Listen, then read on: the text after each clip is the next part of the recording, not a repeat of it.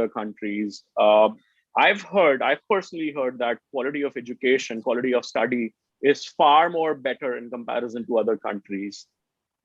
Well, speaking to different, not just students and alumni, but because I do international business development for different institutions in the past and for LIM College now, speaking to, I'm trying to say this with being like the most transparent as possible. So when you speak to employers of certain countries, like an example is in Thailand, I speak to a lot of students who graduated from LIM College coming to Thailand or past universities that I've worked for.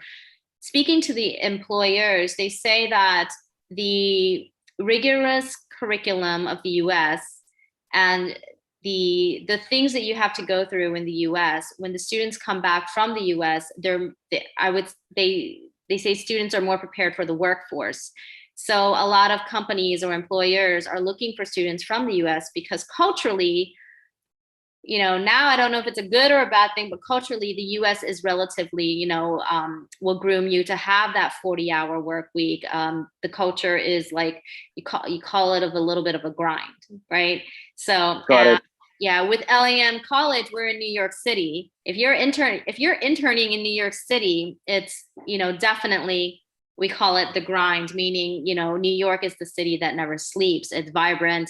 LIM is about fashion. So definitely it's going to be, the work and the internship is constantly something that you have to work hard for. You're always on your toes. You're always on your feet. But then again, once we go over the geographics of the United States, we'll go over these types of culture, city culture, even city culture. Correct. Yeah.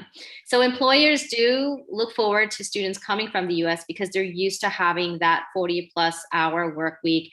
They're trained to just jump into the role, So that is one advantage of the US and being able to do an internship with maybe a top US company or a company here in the United States.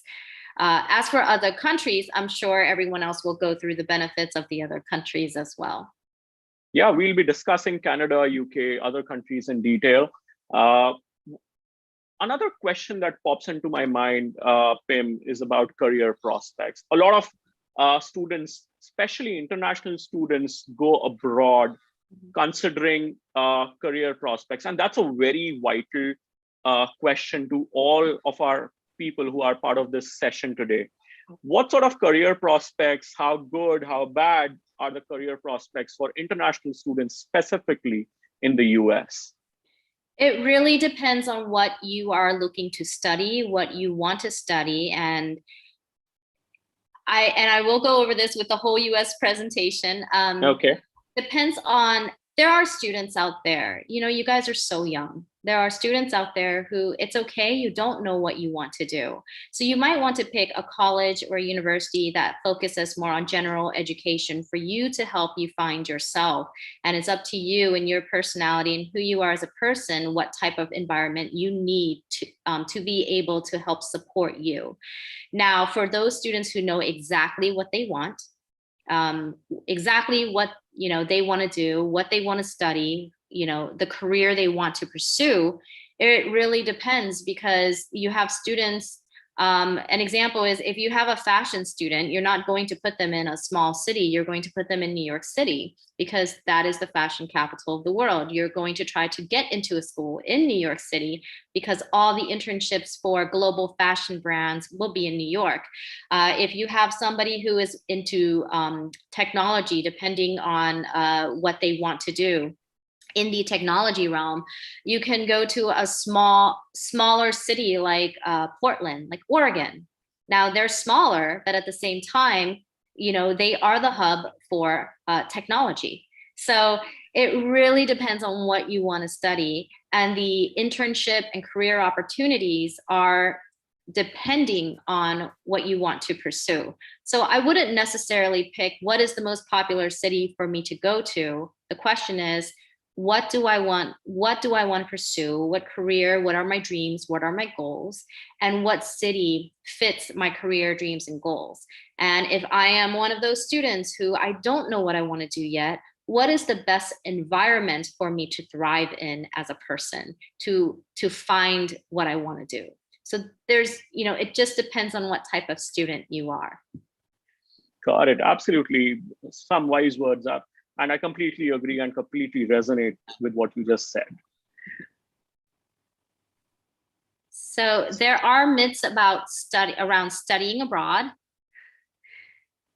Myth number one, a dream only for the toppers. Myth number two, it's too expensive. Myth number three, not safe for students. Myth number four, struggling with the curriculum. Myth number five, hang out with same nationalities.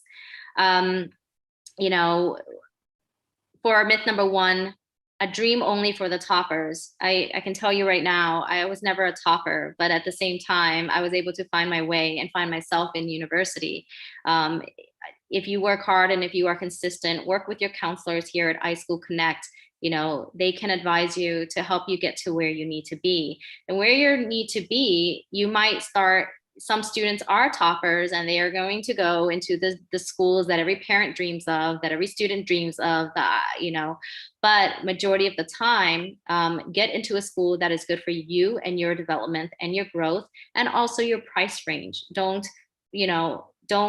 push yourself into something you're not ready for, but push yourself into something that is good for you and where you're at, in life and in your studies. Myth number two, too expensive. In the US presentation, we're going to go over this. What is considered too expensive, depending on what type of city, university, college you are going to live in, type of the region, the living expenses, and how well you research scholarship options, or how well you find other opportunities to help support you out there. Myth number three, not safe for students. I think worldwide, if you look at anywhere in the world, any location that you go anywhere in the world, there's always going to be, locations where, hey, this area, not safe. Just don't go there. And this area, this is safe for you. It's supportive for you. Usually in the United States, if you're in a university environment or around, if you're part of a university environment, that area are meant for students. So the support system and the security that most universities and colleges will have like kind of like a security system for students, whether it's, some colleges, universities that are, the campus is really big, or a smaller town or a mid-sized city campus might have like security that walks you to your car, or escorts you to your car, or they'll give you good advice and tips on they'll have orientation that gives you advice and tips on how to stay safe, and not just for the United States, but for anywhere. Struggling with the curriculum, myth number four. I always tell students, no matter what, and I've worked with so many students, I've worked with so many Indian students, someone who might have medium grades might not get into like an Ivy League university, or even start out in another type, like a college, or you don't have, if you don't have the grades to aim for Ivy League, but you have the grades to be able to go to a pretty good university with a great support system, they have the support. Most schools will have support systems to help international students, whether it's mentoring programs or education services to help you acclimate. If it's your first time in the United States, they'll help you math, or math centers. I find that usually students from Asia don't need math centers, but they might need, writing centers. And then myth number five, hang out with the same nationalities. That is completely up to you. I always tell students, hey, whoever you hang out with when you get to university, they're going to be your global friends and partners in the future. You know, like some of my university friends that I've met, I went to an international school. So some of the friends that I have met, whether they are from Germany, Japan, Korea, obviously from the US, from Europe, around, you know, we become each other's network. You guys are studying the same thing. You guys are, you know, it's up to you to be able to make network while you're at school and become really good friends to the point where they're almost family, and you guys can call each other from anywhere in the world and just help each other out.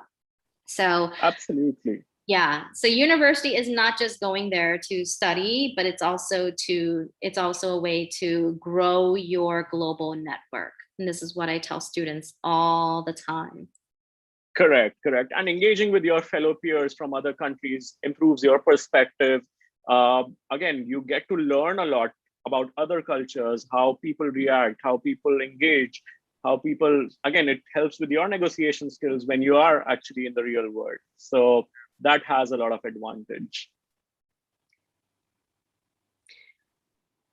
So 6 things that will make traveling to another country easier, definitely.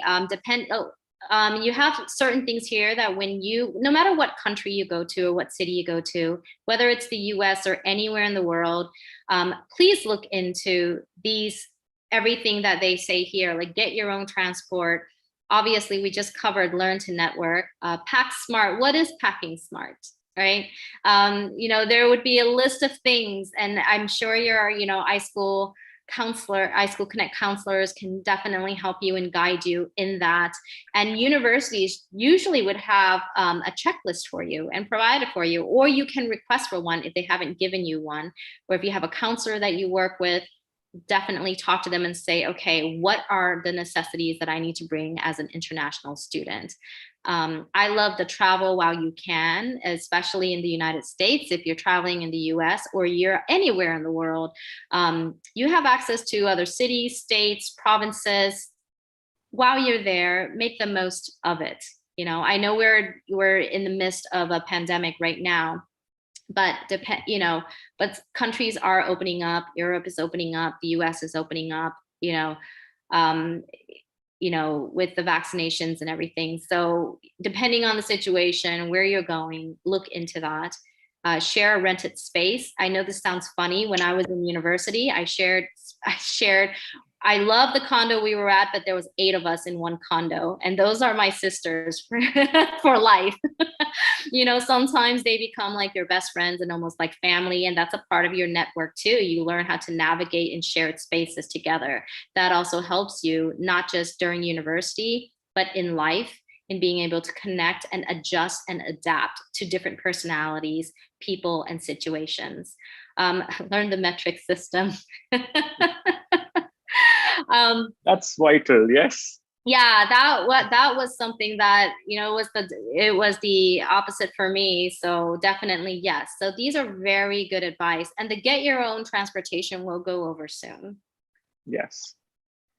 Okay, jumping directly to country specific. Okay, and yes, we'll have to rush a couple of things, but over to you, Pim.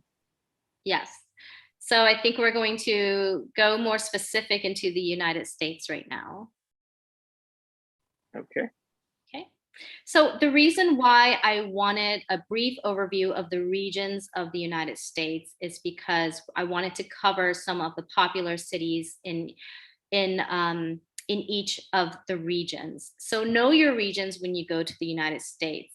You have your New York. The West is obviously probably the most popular state in the West, for example, is California. So just to give you geographically an idea of the United States and where things are, the West would have the most, of course, you will know UCLA, you will know the UC systems, you will, Oregon, Portland, Seattle are all in the West. The West has a high amount of international students. That's because they also have universities that have a lot of support system for international students. And then you have the Midwest. The Midwest will have universities that are popular, like Ohio State. You have Michigan State. These are popular universities that will be in the Midwest. If you see up In the Midwest, you see the white area. Those are the Great Lakes. Usually a lot of universities will be around the area of the Great Lakes. Then you have your Northeast, which is probably like, oh, I'm sorry, the Northeast, the other way, the purple. There you go. My bad. It's okay. You have the Northeast, which we're going to talk about a lot. We're going to talk about the West and the Northeast a lot, just because they are the regions that have the most international students and the highest support systems for international students. LAM College, where we are fashion business. We are located in New York City because it's the fashion capital of the world. So Northeast will have Massachusetts, which is Boston, like Boston University, Harvard, your Cambridge, you will have obviously New York University, NYU is there. So that's to give you an idea of, okay, where the Northeast is. And to give you an idea of from the east to the west, the Northeast, flying from the east to the west takes approximately 5 hours, just to give you an idea of the landscape and the travel from East Coast to West Coast. And then the Southeast, I always say I'm a Southeast Asian Floridian because I'm from Florida and I grew up in the South. So in the Southeast, you have like Georgia Tech, that is in the South. You have popular cities like Miami, which is located in Florida. You have Atlanta, Georgia, which is another great city that support international students. And then the Southwest, I'm sorry, I skipped the Southwest, which is number 3. My apologies for that.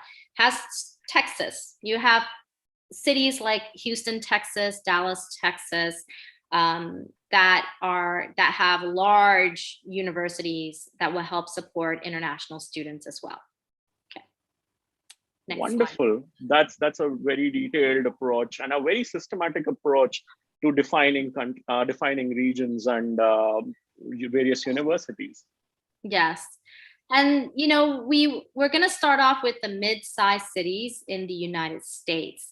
Mid-sized city, I consider mid-sized cities in the United States are cities like Orlando. You have your, I think, even though Houston sounds big, I think, when you compare it to like a New York City or a Los Angeles, it's a little bit smaller. I would consider that more of like an Austin, Texas would be a good mid-sized city. Austin, Texas, which is it's also a tech hub of, with great internship opportunities there.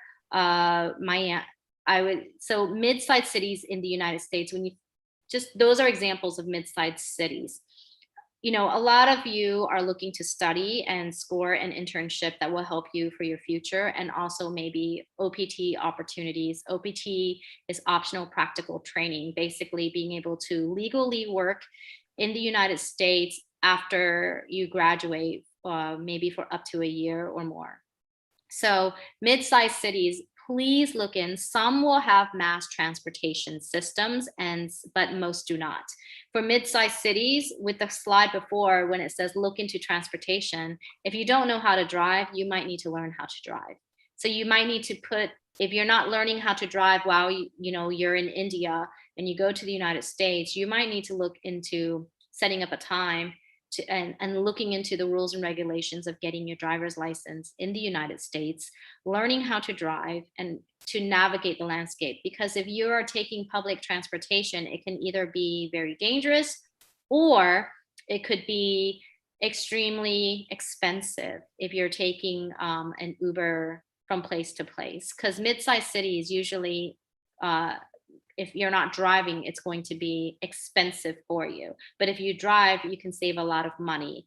And cars in the United States, I always find that cars in Asia are like 3 times the price of what a car in the US will cost. That's right.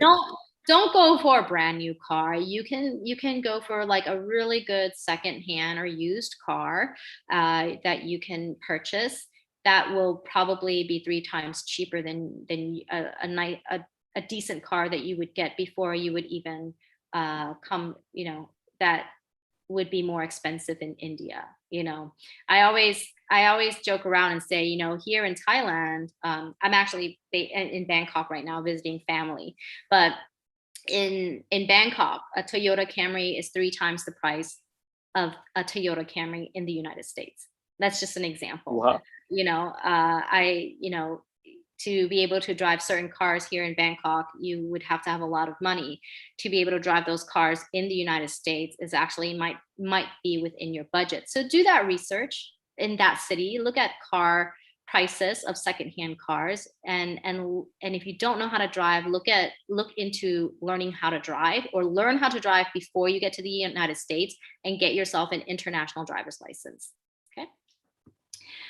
Diversity. Again, mid-sized cities are pretty good. I think mid-sized cities are pretty good with diversity. I think that certain cities, especially around the university area, diversity will probably be key. And I always tell students, always look at the diversity. That's something you want to, some students want the diversity, and some students want to go into a smaller town where, they want that whole all-American experience or something. So it just depends on what you are looking for. But the more diversity, the more options you will have for entertainment options like restaurants. I find that for Indian students, restaurants are very important, or the grocery stores are very important, because you are not going to get, for mid-sized city, it's going to be very hard to find restaurants that will taste like home-cooked meals for you, or that will be authentic food from where you're coming from. So if you don't know how to cook and you are very picky with your food, you have to learn how to cook. And buying groceries is a lot cheaper than eating out in the United States. So grocery shopping is the key to saving money. So, and eating healthy too. Okay. So we are, sorry, Pim, we are running short on time. So sorry, we'll have to quickly. Yeah, I'll speed it up. I'm so sorry. I'll go to the next slide. And small size cities, an example of a small size city or a university that's popular in a small size city would be like SCAD in Savannah, Georgia. It's a very small town, but it's a very university vibe. The entire town is basically SCAD students. That's an example of a small size city. In the United States, there's more sense of a community there. And if the town, for small size cities, if you like that type of environment, you have to be careful, because sometimes small size cities might not have internship or OPT opportunities. You might have to look at OPT or internship opportunities outside of that city if that town does not specialize in in the career you're looking for. Okay. Got it. So career specific, you need to take cognizance of the city that you are in, and that city should be aligned towards your career aspirations. So for example, if you're a techie, perhaps California can be a right destination for you. If you are into finances, perhaps New York can be a good destination for you. Or if you are in design, go to LIM College or look for some institution in New York City, because that's the fashion capital destination. Okay, this is good. If you're going for small size or medium sized cities, look at companies that offer E-Verify, because companies that offer E-Verify are most likely to take in international students on OPT. Got it. Thank you so much, Pim, for summarizing the US. We'll perhaps move on to another destination, which our folks over here, they categorized and they showed a lot of interest towards. So Canada is the destination and the second most preferred destination among our audience over here. So over to you, Rupali. Thank you, Vaibhav. Hi, everyone. So I would say, as we have seen, there were approximately 45% of the students who showed interest towards Canada as a destination to go forward with their higher education. This is definitely one of popular destination among Indian students when it comes to going ahead with the permanent residency or the immigrations, right? So Canada overall, if we see, there are 10 provinces in Canada, and basically the provinces would be Ontario, British Columbia, McGill, Alberta, Saskatchewan, Manitoba, like that, right? So it depends upon like as Pim mentioned, it always depends upon the kind of program and the kind of career opportunities you are aspiring. And based on that, we need to decide about the province and hence the universities. So we will see when it comes to Canada, the education system is basically divided into studying in the colleges, which are known as community colleges in Canada, versus studying in the universities. So Canadian education system, they are even welcoming the international students to come and take up the diploma programs of 2 years or 3 years immediately after grade 12th. If they want to do not enroll themselves for a 4-year bachelor degree, they want to save on the cost. This is the easier route to enter Canada by taking up a diploma program. In case if the student is already done with the bachelor's and they just want to take up a 1-year shorter graduate certificate program, so these are available for someone at the PG level. So all the community colleges are basically helping the international students with such short duration programs, which can definitely fetch you a job, and moving forward within a span of time, you can easily file your permanent residency as well. But when it comes to universities, yes, similarly like US, they also follow a very strict admission criteria. It's a 4-year bachelor's degree and a 2-year master's degree. Whether we want to go for a MS or an MBA, MBA would be anywhere in the range of 1 to 2 years in Canada. In terms of the cost comparison, I would say the diploma programs or the graduate certificate programs would definitely be cheaper as compared to something available in universities. But at the end, if you ask me about the recognition, both the courses in Canada and across the world is recognized. So we shouldn't be thinking that what will happen to my career if I end up going for a diploma program, right? So that is definitely accepted across the globe. With both the approaches, the students are able to fetch good jobs, and they are in a position to file their permanent residency. The concept of stay back in Canada is, if you go for a 2-year program, you get a 3-year of stay back, right?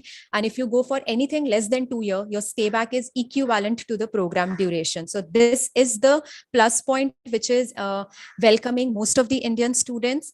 I am not sure if you people are aware, but then as far as the official languages is concerned, other than English and French, Punjabi is the official language. So you will see most of the North Indians targeting Canada. So that's another, I could say, the North India settling in Canada, right? So that is the thing. Average cost, if I have to see, on an average, diploma fees would be, tuition fees somewhere would be $20,000 to $25,000 for a year. Whereas for the universities, it can extend to $30,000 per year. But yeah, overall, comparing with US, we can definitely save on expenses. Education wise, it is worldwide recognized. Stay back wise, you are getting the opportunity for a longer stay back. And yes, over a period of time, it's a investment right now, but we can think about our family that in the future, 4 years, 5 years down the line, you can call your parents and you can simply enjoy the permanent residency in Canada.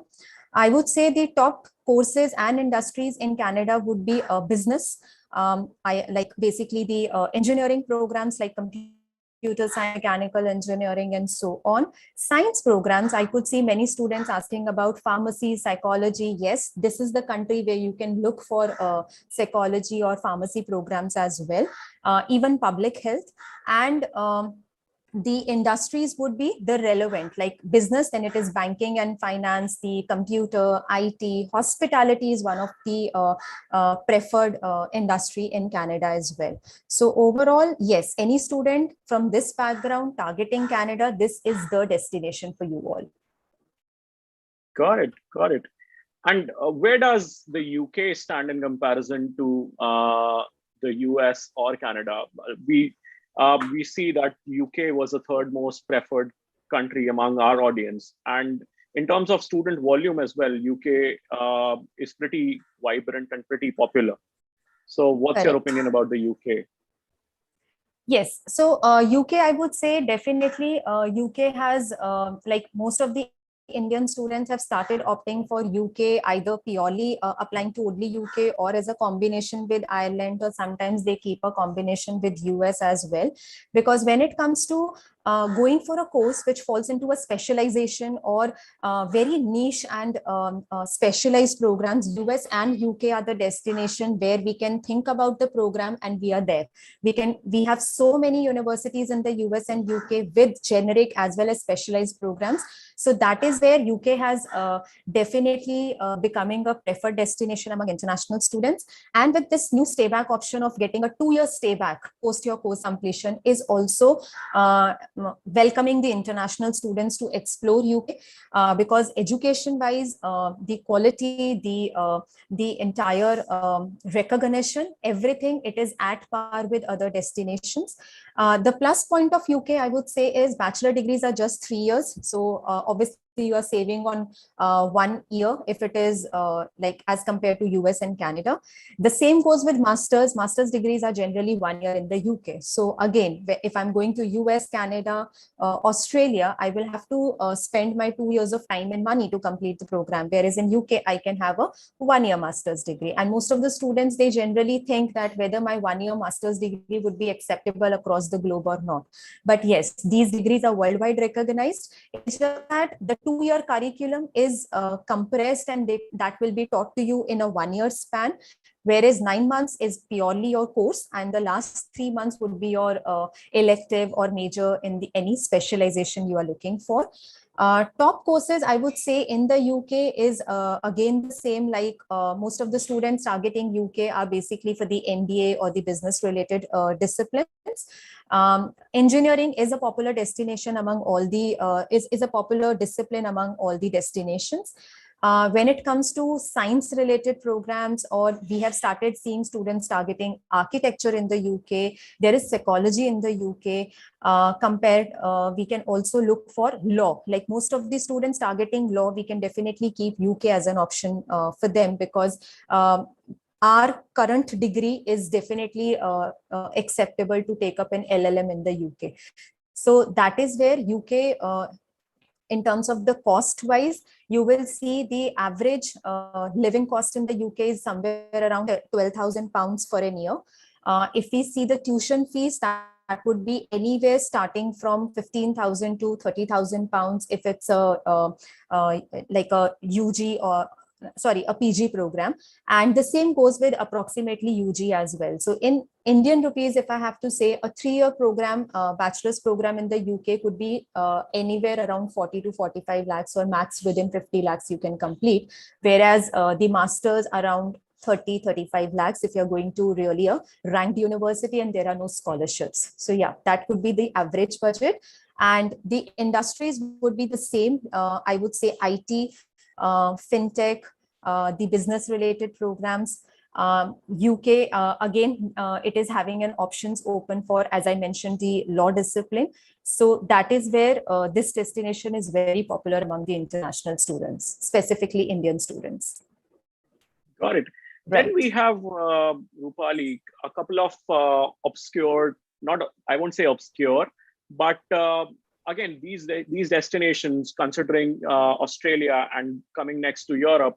For Europe, I'll come to the in-transit team that we have, because they are currently in Paris and Marseille. So they'll be throwing some light on those. But Australia and Europe, where do you think, how can our students benefit from these specific destinations? Correct. I would say when it comes to Indian students, the selection of countries basically depends upon few parameters. Definitely your program or the career, like what kind of career goals you have in the future. If I'm looking in terms of just studying and coming back India, most of our students may look for UK in case if they want to simply just spend for 1 year and come back. But Canada, Australia, New Zealand, I would say these are the popular countries for the immigration purposes. So somebody looking to settle down, somebody looking to file their permanent residency and see and enjoy the citizenship benefits after a span of maybe 4 to 5 years. they prefer to choose Canada, Australia, and New Zealand. And with Australia, the destination is definitely popular among Indian students because of the courses they are offering into different disciplines like engineering, finance, we could say biotechnology, like the biomedical sciences programs, and for example, the hospitality. So this destination is welcoming international students and keeping their doors open for someone who wants to study, who wants to contribute to the economy, and then maybe settle down in the future. So Australia, New Zealand, it goes hand in hand as US, Canada. So as soon as you get a citizenship for one, you are allowed to move to another country as per the NAFTA agreement. So that is where this pair of countries always go together when it comes to the selection for the PR purposes. The degree, sorry. So Europe has, again, it's come up in recent times, and there are a lot of popular destinations. You talk about Germany being one of those, Poland, France, Italy, Ireland. These destinations are a group and they come under the European Union. There are certain advantages that students studying in these destinations can actually avail. So what's your opinion about this, about Europe as a study destination? Right. So I would say Europe has, as a combination, I would see most of the Indian students for European Union, they are very much looking for options like Germany, where you are having an option of studying free in the public universities. You can save on your cost. The stay back is 18 months. So on the contrary, where I'm investing 40, 50 lakhs in the US, I am getting a similar program maybe in just 15 to 20 lakhs because I have to only take care of my living cost, right? So that is where European destinations have picked up in such a way, because they have public universities and private universities, where the public universities are offering education free to the international students. So being it Germany, being it Italy, France, Netherlands, Sweden, these are the preferred destinations among Indian students. Germany and France is anyhow giving you an 18 months to 24 months of stay back post your course completion. Rest of the countries are giving you an option of 6 to 12 months to look up for a job and apply for your work permit. So these countries have started welcoming international students because they are also offering the similar courses. The industries are also offering good career opportunities in the future. There is a stay back as well.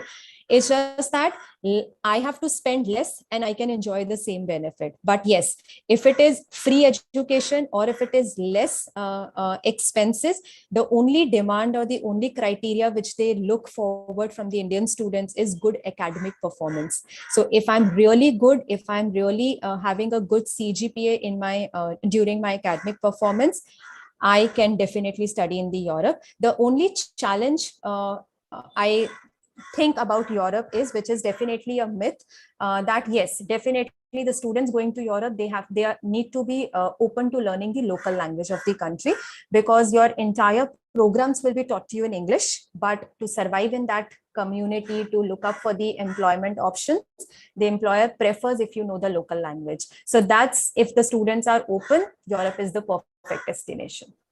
So yeah, guys, very important point by Rupali. If you are looking to study in Germany, it would be great if you know the German language for local interaction, for interaction with your employees. That is something which would be preferred. So if it's Italy, then you need to know some Italian. If it's France, then you need to know some French. So likewise, okay. So if you have that dream of studying in one of these countries, start preparing, start learning, start taking courses. There's a lot of online material. There are a lot of globally recognized organizations in across India, across the globe, which can actually help you.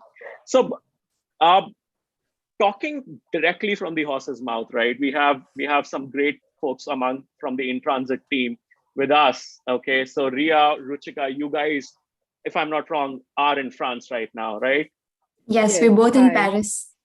Okay, wonderful. So it's a, what do you call it? It's a dream destination, and I'm sure you guys are living up to that dream of living in a global, such a fashion destination of the world. Definitely. How has the experience been so far? I think the experience for us in Paris has been like insane. It has been great. Even though we traveled through the COVID period, I think we were able to attend classes for 2 months on campus. We met a lot of our peers and we could catch up. Now things are getting so much better. And I think as a student, I feel like the European life is amazing. And of course, we had to learn like French, but these schools and our business school, Catch Business School, also offers us French courses. So that's one great thing, that these schools are actually trying to, welcome you to the culture, make you learn the language, etc. So it's actually been amazing. Yeah, Okay. and it's only respectable to learn the language if you're going to a country that doesn't speak English as their first language. And moreover, I think during this whole quarantine time, the fact that we both had each other was very easy. It made the whole experience much easier, because I don't know how we would have dealt with it alone. So Absolutely. And Ruchika, throw some light. Why did you select France as a destination, and why did you select Catch Business School as your master's institution? well, Ria and I, we both have been studying French since like 8th grade in our school. And we also did take up some extra classes. And before we came here, we actually did complete an A2 level in French. So Okay. it was just more reason to come here. And honestly, personally, I did not want to go to the US or the UK, because everybody goes there, and I just wanted something really different. So, well, I'm really happy to be here, and it's like a dream, to put it short. So throw some light on the course that you're studying, and Right. how is academics different from different in Kedge versus something if you might have studied in India? Well, for us, we're both doing like a digital marketing course. So we are doing actually a 2 years master's, and because our bachelor's was of 3 years, we had to complete a 2 year master's. If you have a 4 year bachelor's, you can just do a 1 year master, and that will be fine for you. Okay. So the first year was mainly like normal management courses. It was fine. Maybe over here, or it's just the master's program. They don't really spoon feed you a lot of things. So you really have to ask questions, be prompt, like be active in class.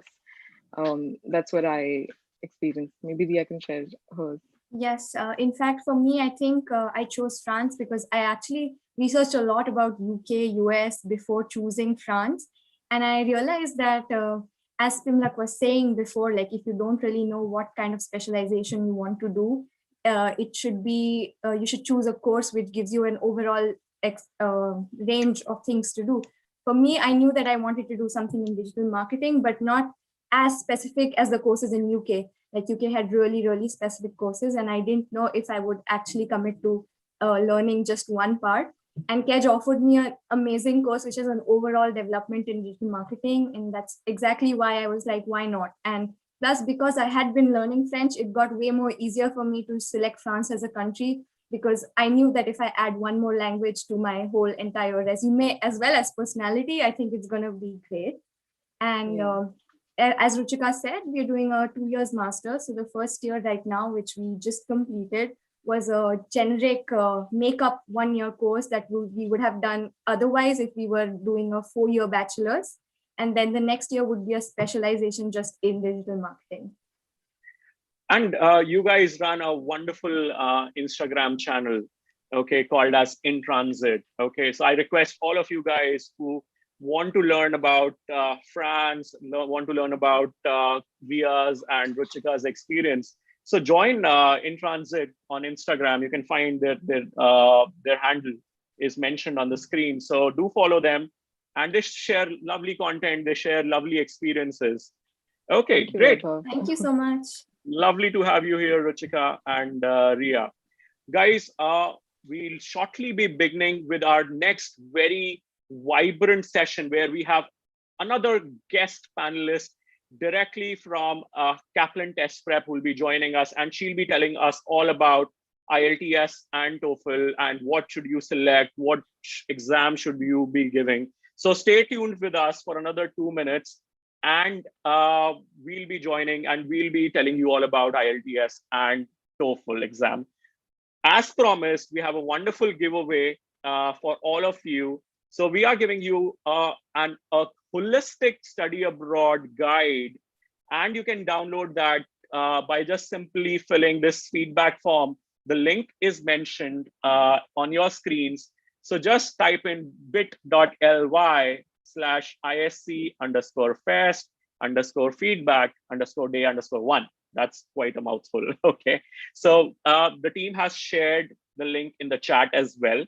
So fill that and you'll receive this wonderful study abroad guide, which speaks about all the destinations, all the countries in a very concise, very informative manner.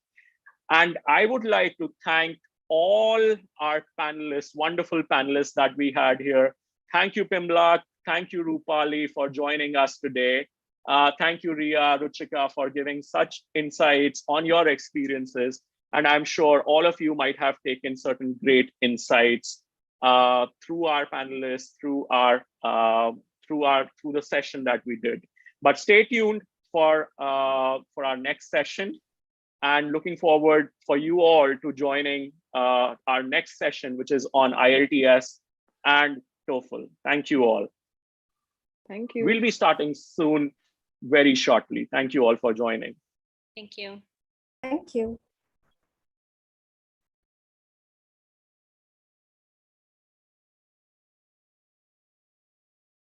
Okay.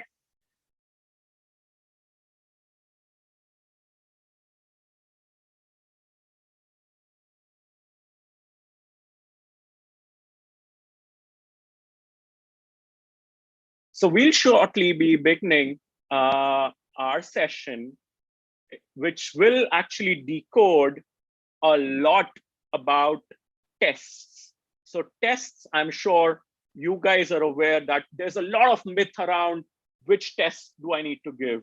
Okay, which exam is right for me? Is it TOEFL? Is it IELTS? Okay, and we'll try in this marathon workshop, try to decode what does each of these tests entail, and we'll be clarifying a lot of doubts. We have a wonderful panelist with her directly all the way from Kaplan Test Prep joining us today. Hi, Heather. Hear me?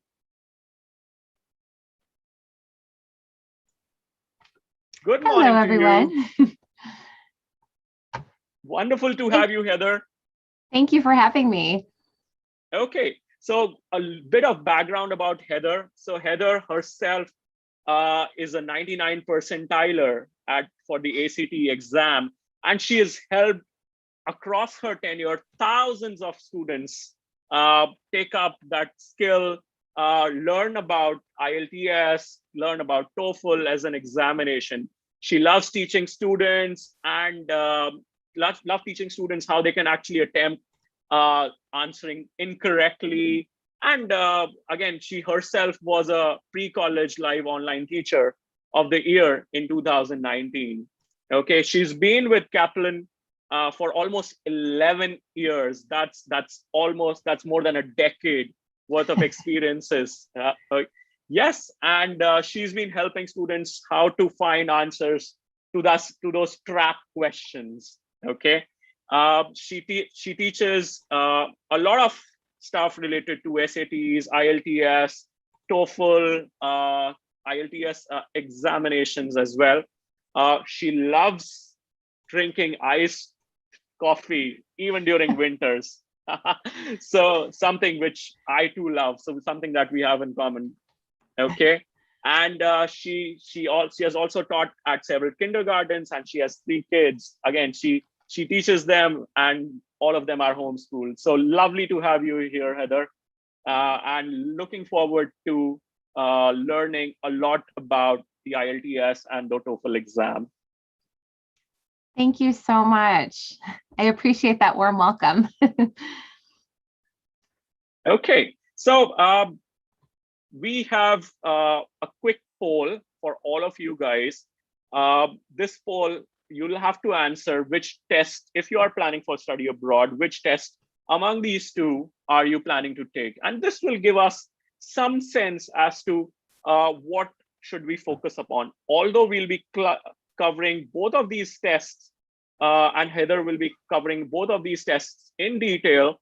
But if you have a specific preference, or even if you might have heard, yeah, I've heard of Ielts as an examination, and that's something which I'm looking to pursue, or it can be Toefl as well, if that's something which I'm willing to pursue.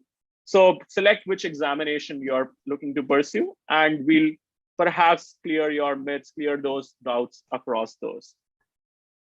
Okay, we'll give another 5 seconds for all the folks who haven't answered that yet. Yeah, guys, quickly. Can we have the results, please?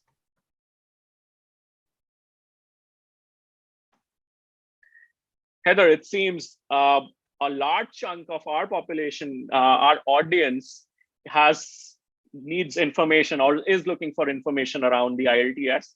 So we look forward to clearing some myths upon the acceptability across each of these tests, as well as certain patterns or what to look out for in each of these tests. So over to you, Heather. All right, thank you so much.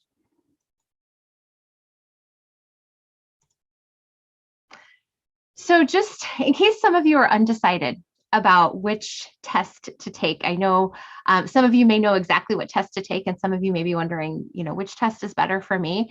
Hopefully today's session really helps clear up some of those, questions for you. To start though, the first thing you should do is check your schools. Some schools will have a preference for one test over another. So obviously you want to follow your school's preference above all. Many US schools will prefer the Toefl, not all of them, but many of them do. Ielts tends to be a little more popular in like the UK and Australia. Both tests are accepted at over 9,000 institutions across the world. So there's wide acceptability for both of these exams.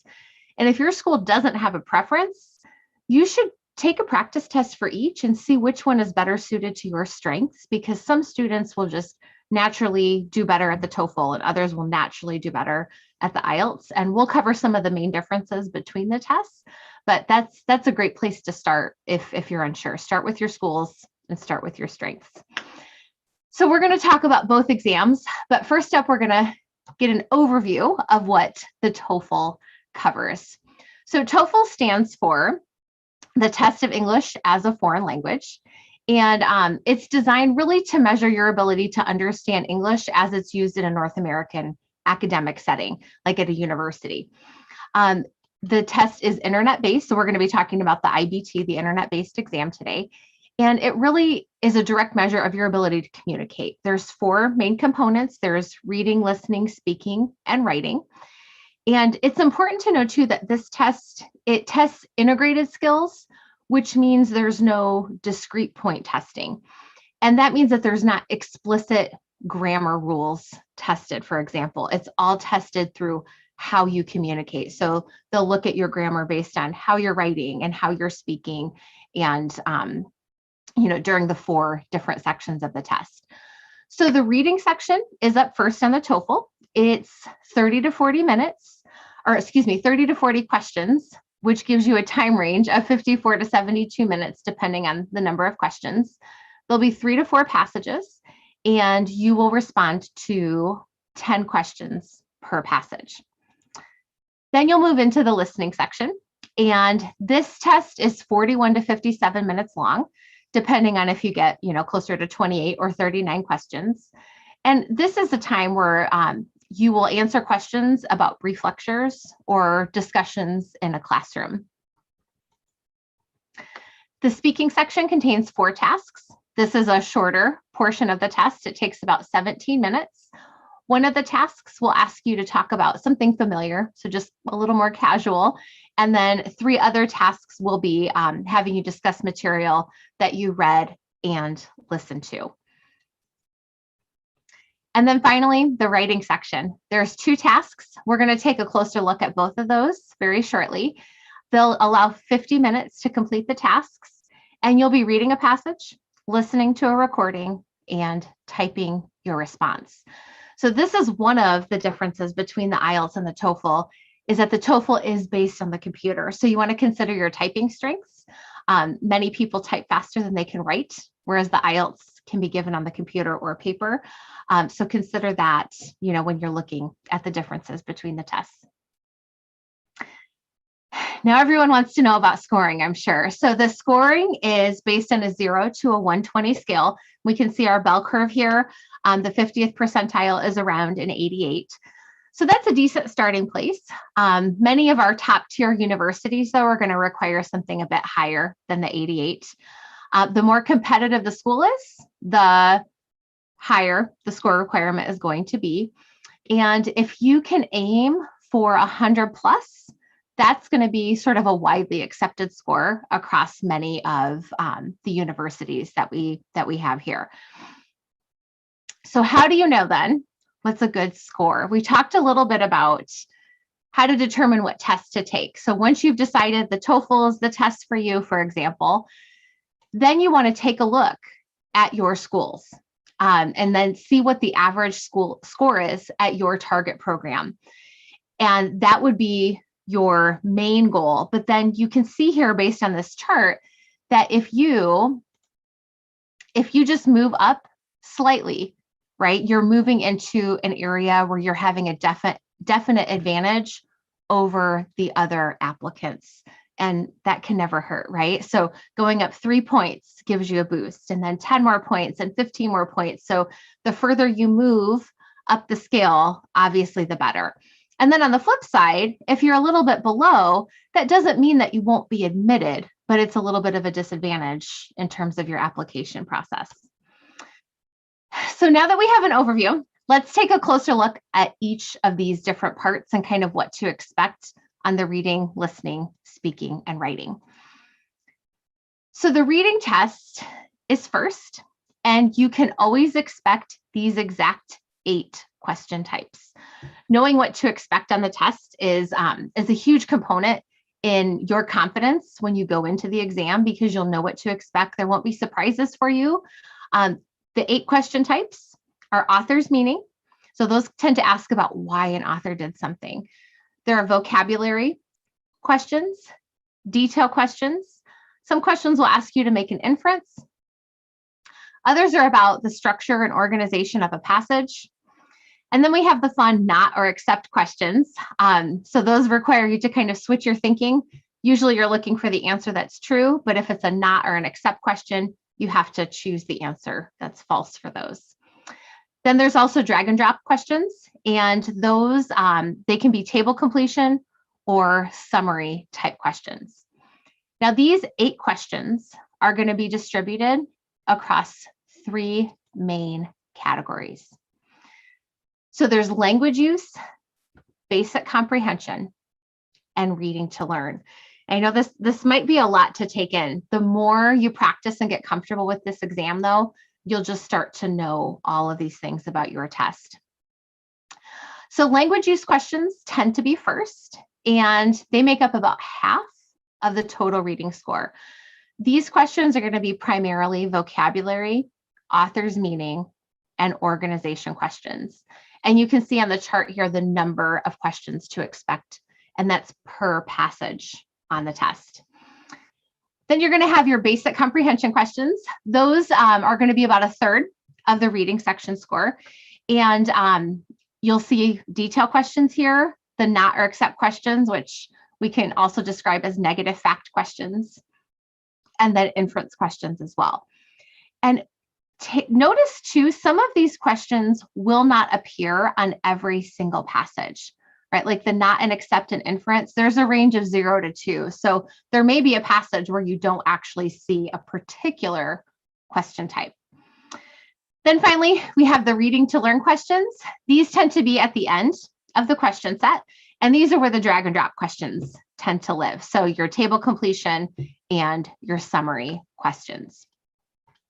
Most of the questions are multiple choice questions, with the exception of the drag and drop. So those are exactly what they sound like. You'll be dragging an answer to where it needs to go and dropping it in place. The drag and drop questions can be worth 2 or 4 points each. So the scoring is a little bit different on those two. So let's take a look at a practice question. This is a great way to get familiar with our exam. So this is an example of a vocab question. And what we'll see is there's going to be context. There'll be a paragraph, and there will be a word in italics that they want you to figure out the meaning of. So go ahead and read the paragraph to yourself. Just take a moment to read it. Pay attention to the underlined word, and then see if you can figure out what word this is closest in meaning to. So I'll just give you a few moments to do that, and then we'll talk about it all together.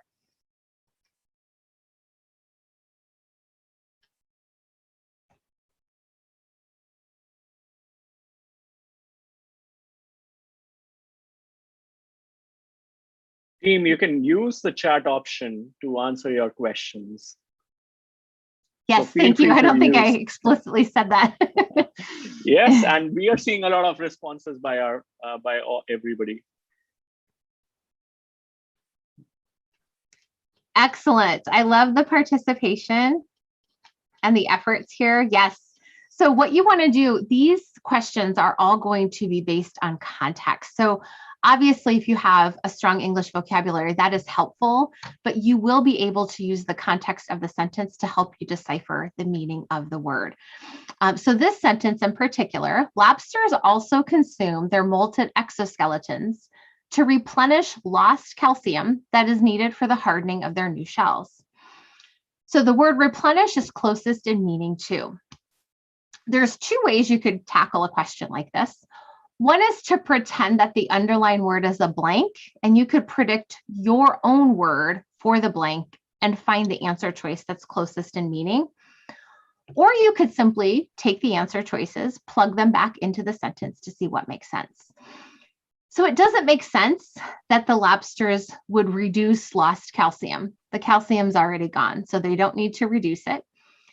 Avoiding calcium doesn't really make sense in context, because when you avoid something, you stay away from it. Excreting means to eliminate as waste, and that doesn't fit in the context here. So the overall majority that we are seeing in the chat says to obtain, and that's absolutely correct. Obtain means to get or to acquire. So the calcium was lost, so they need to get more of it to replenish that lost calcium. Okay, so this is what you can expect to see with a vocabulary question. That's one of the 8 question types. Let's take a look at a different type of question. This next one is called an organization question. So you'll notice here we still have a paragraph, and it's still about lobsters and sea animals, like the last paragraph was. And you'll see numbered boxes. These 4 squares are places where a new sentence could be added into the passage. So take a moment, read your paragraph here, and then look at our new sentence. So the new sentence, I'll highlight that in green for us. And then you can type in the chat 1, 2, 3, or 4, which location do you think is best? And then we'll talk about it together when we see those responses in the chat.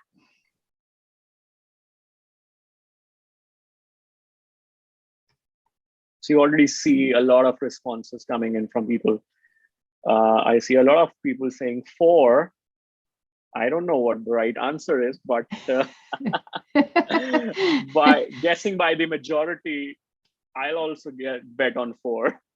All right. Well, in this case, majority wins. So nicely done, everyone. Let's take a look at why 4 is correct, though, because obviously you have a 25% chance of getting it right, but we want more for you on this test. We want your confidence, and we want you to know why the answers are correct.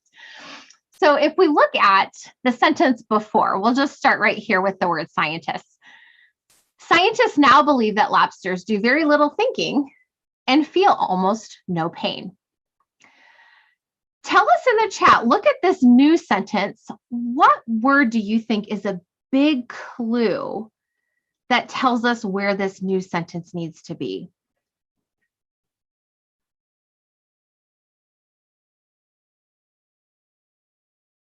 I'm seeing lots of brain and thinking. Yes. And I saw because in here. Yes, because is a major clue.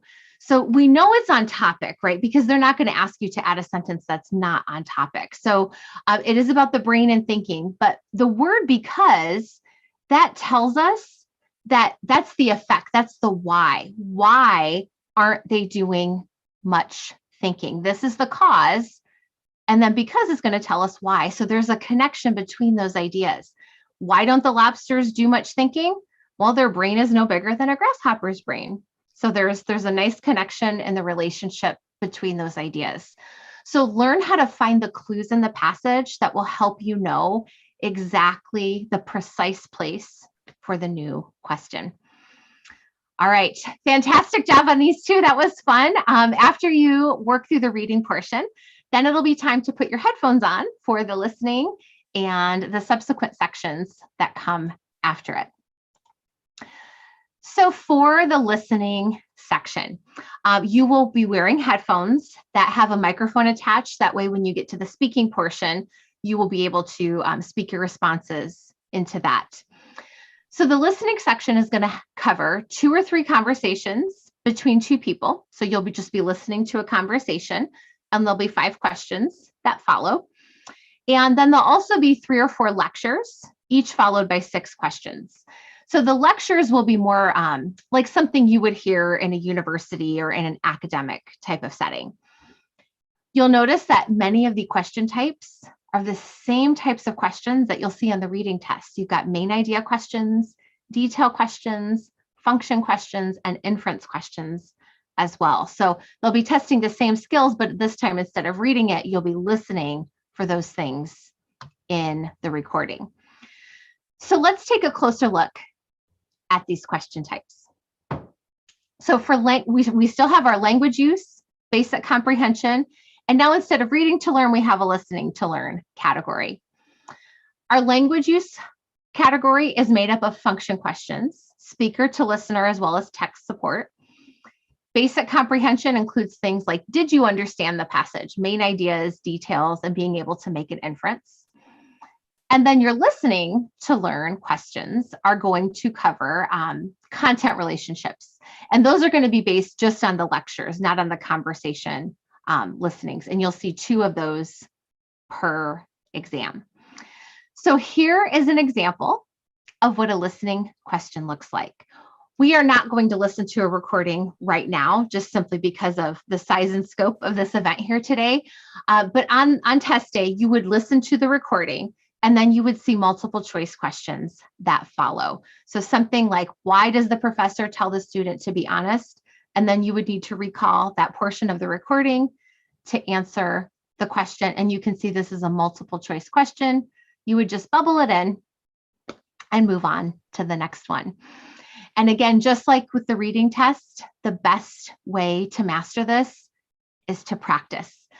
The listening and speaking sections tend to be areas of the Toefl and of the Ielts that can cause a little more anxiety in students because they're not on paper. So your listening skills and your speaking skills with academic English, the best way to boost those is to listen to English on a daily basis. So listen to it, speak it, even get on YouTube and watch things in English language. It doesn't necessarily have to always be a formal study session, but being familiar and comfortable with the language will be of a great advantage to you on listening and speaking. So speaking of the speaking test, let's take a look at what we can expect here. There's 2 types of tasks on our speaking test. There's independent tasks and there's integrated tasks. So independent tasks are going to ask you to speak about a familiar topic without reading or listening beforehand. So it'll be nothing that you need to stress about. They may ask you about your hobbies or things that are interesting to you or your favorite food. So just very kind of a casual task there. And then the integrated tasks, for these, you'll have to read or listen before you speak. With the speaking test, many students actually make the mistake of focusing on the content and length of their answers when they prepare, but this is just part of the test. So part of your score does come from, the quality of your content and the length of your responses, but you also need to be able to pronounce the words correctly in the English language. Don't worry about your accent. Accents are not taken into account. It's just the exact pronunciation of the word in standard English. So let's take a closer look at each of these tasks. There are 4 total tasks. First up is your independent. That's the one that's a little more casual, just about a familiar topic. They'll give you 15 seconds to prepare and 45 seconds to speak. So this portion of the test does move quickly. Now, your 3 integrated tasks will have 3 separate different topics. The first one is going to be a reading and conversation, where you'll be reading some sort of short announcement about a university life topic. They might ask you to listen to a conversation about the same topic, and then there will be a question, and then you will summarize what you've read and heard during that conversation. Your third task is another integrated task. This is reading and lecture. So you'll read a passage, listen to a short lecture, so just about 90 seconds long or so, and then you'll respond to a question by summarizing and synthesizing what the passage said and what the lecture said. And then finally, the lecture-based task, where you'll listen to a lecture that's about an academic topic, and you'll respond to a question by summarizing what you've heard. So the structure is the same. You'll listen and you'll respond, but the tasks are a little bit different. And we're not practicing the speaking section together now, but again, the best way to get this practice in is to devote some time in your studies to looking at sample questions and practicing some responses. So here is what a sample does look like. So it says for this task, you'll be asked to speak about a topic that's familiar to you. You'll hear a question, and then you will have 15 seconds to prepare your response, and you'll have 45 seconds to speak. So this is an example of the independent task, the one that's about a familiar topic. And we can see that the question is very casual, right? Nowadays, many couples are choosing to have children later in life, sometimes in their 30s and 40s. In your opinion, what's the best age for a couple to have children and why? And then you'll include details and examples to support your opinion. So you'll just be chatting about something that is familiar. It's not academic. It doesn't have to be, thought out like a thesis paper or anything like that. So now we'll take a look at what to expect on the writing portion. There are 2 tasks on the writing portion of the TOEFL. And the first one is integrated and the second one is independent. So those are the same types of tasks we saw on the speaking test, but now we're going to be asked to write responses rather than speak them. The integrated task is a reading and lecture task where you'll read a passage and then you're going to respond. So you'll have 3 minutes to read, 2 minutes to listen, and 20 minutes to plan and write your response. So you want to keep your headphones on during this time. That way you can listen to the lecture. Now, the second one is where you'll be asked to write about a familiar topic on a short prompt, and you'll have about 30 minutes to plan and write your response. The essays must be typed. There's no spelling or grammar check allowed, so be prepared to type your responses. And another great tip for these tests is to get familiar with the directions ahead of time. That way, when it's test day, you don't have to spend time trying to understand what the directions mean. If you read through those a few times, the directions will remain consistent from test to test. So here's an example of a response. This is an example of an independent task. This is the one about the familiar topic. And it says you have 30 minutes to plan, write, and revise your essay. Typically, an effective response will contain a minimum of 300 words. The instructions for the integrated task are very similar, and they're going to say something like you'll have 20 minutes to plan and write your response. Your response will be judged on the basis of the quality of your writing and how well your response relates to the points in the lecture to those in the reading. Typically, an effective response for this task is 150 to 225 words. So let's take a look at this familiar writing test. This is the independent sample. It says some people prefer to spend their free time outdoors. Other people prefer to spend their leisure time indoors.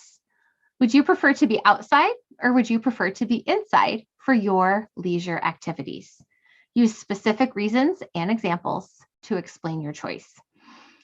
So notice this does not require extensive background knowledge on any particular topic. This is just, what is your opinion? Would you rather be inside or outside?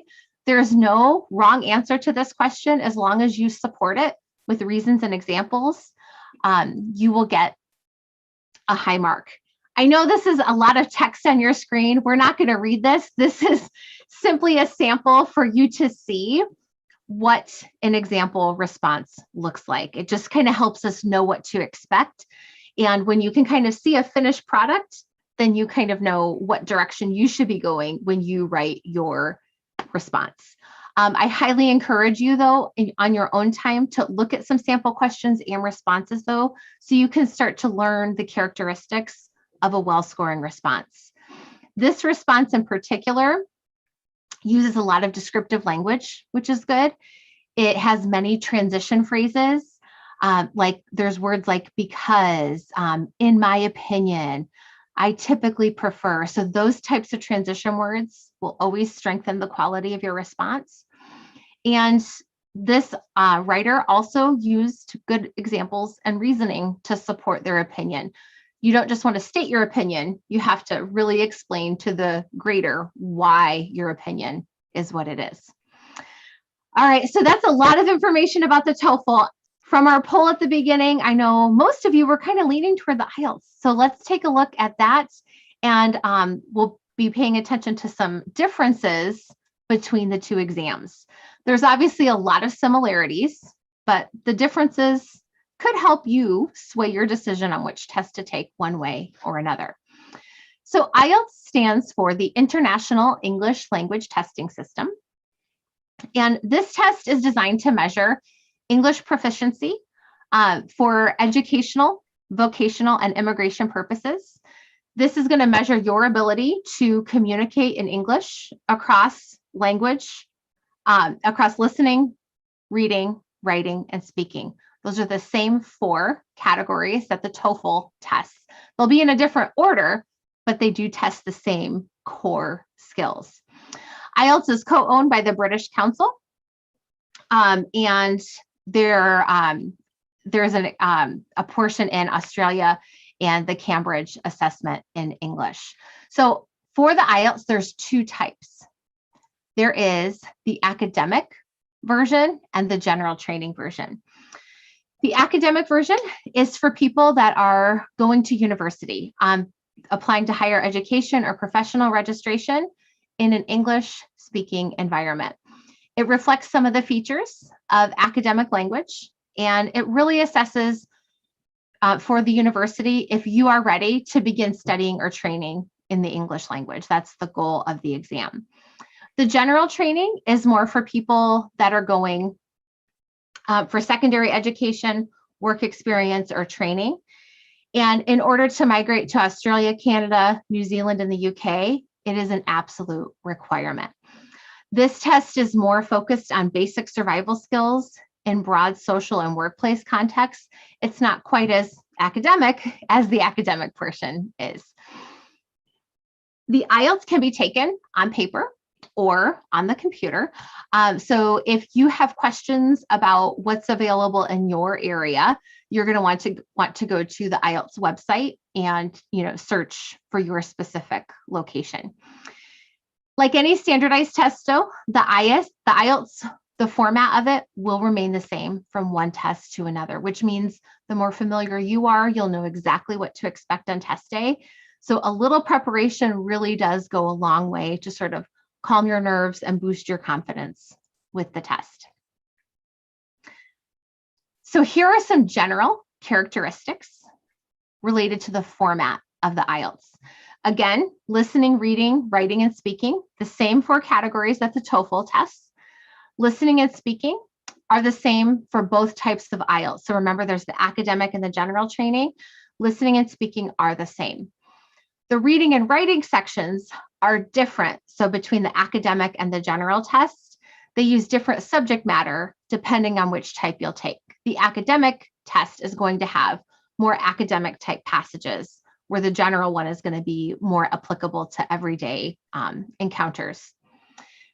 The listening, reading, and writing sections of this test are all taken on the same day, with unfortunately no breaks in between. So it's just one test right after another. The speaking section is sometimes completed the same day as the test, but it can be taken up to a week before or after. The reason for this is that on the Toefl, the speaking test is given on the computer. So you speak your response into a microphone. On the Ielts, you will be speaking in front of an actual examiner. So you'll be meeting face-to-face with someone. So that's something to consider. Some people would prefer to have a conversation with a person, and they may feel awkward talking into a computer. And other people may feel the opposite. Other people would rather speak to a computer and might feel awkward talking to someone that they've never met. So that is a big difference in the speaking test. So think about that if you are undecided. The Ielts test is about 2 hours and 45 minutes. The Toefl is about 3.5 hours. So Ielts is slightly shorter than the Toefl. Scoring is likely on everyone's mind, as always. So we want to make sure we are getting a good score and a score that will be looked upon favorably by the program that we are applying for. The Ielts uses band scores. They can be scored in whole score increments or half score increments. So you could get a 5, 6, or 7, or a 5.5, 6.5, 7.5. Generally speaking, a 7 and up is considered a good score. Obviously, though, you want to look at your schools, because the more competitive the school is, the higher that is going to go up. But 7 and above is considered good, very good. You're in the proficient category when you hit that band. The test report form is going to show a band score for each of your skills, as well as your overall band score for the entire test. You'll get your results online 13 days after you take your test. And when you sign up, when you book your test date, you'll be able to choose up to 5 organizations to send your test results to free of charge. And you can go to ielts.org for more information about all of those scoring requirements. And that website is right down here, just in case you need that. So the Ielts takes about 2 hours and 45 minutes. So let's take a closer look at how you're going to spend your time. How are the sections broken down? And what is the timing for each? So again, listening, reading, and writing are all taken at the same time. Speaking could be on the same day, or it could be a week before or after. And that's really just going to depend on the examiner and when they can align all of those things. Listening is 30 minutes long. Reading and writing are each 60 minutes. And then your speaking test is short and sweet. It's only going to be about 15 minutes long. So let's take a closer look. Just like we did for the Toefl, we're going to break down what to expect on each of these 4 parts of the Ielts. Listening is 30 minutes.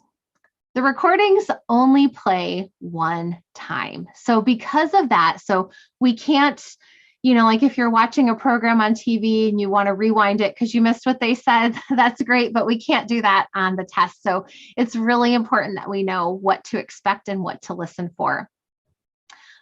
So there's 4 recordings. The first one is going to be a conversation just on an everyday topic. The second one is going to be a monologue, really kind of with real life context, often involving directions on how to get somewhere, or a description of a place or an event or an organization. The third section will be a conversation.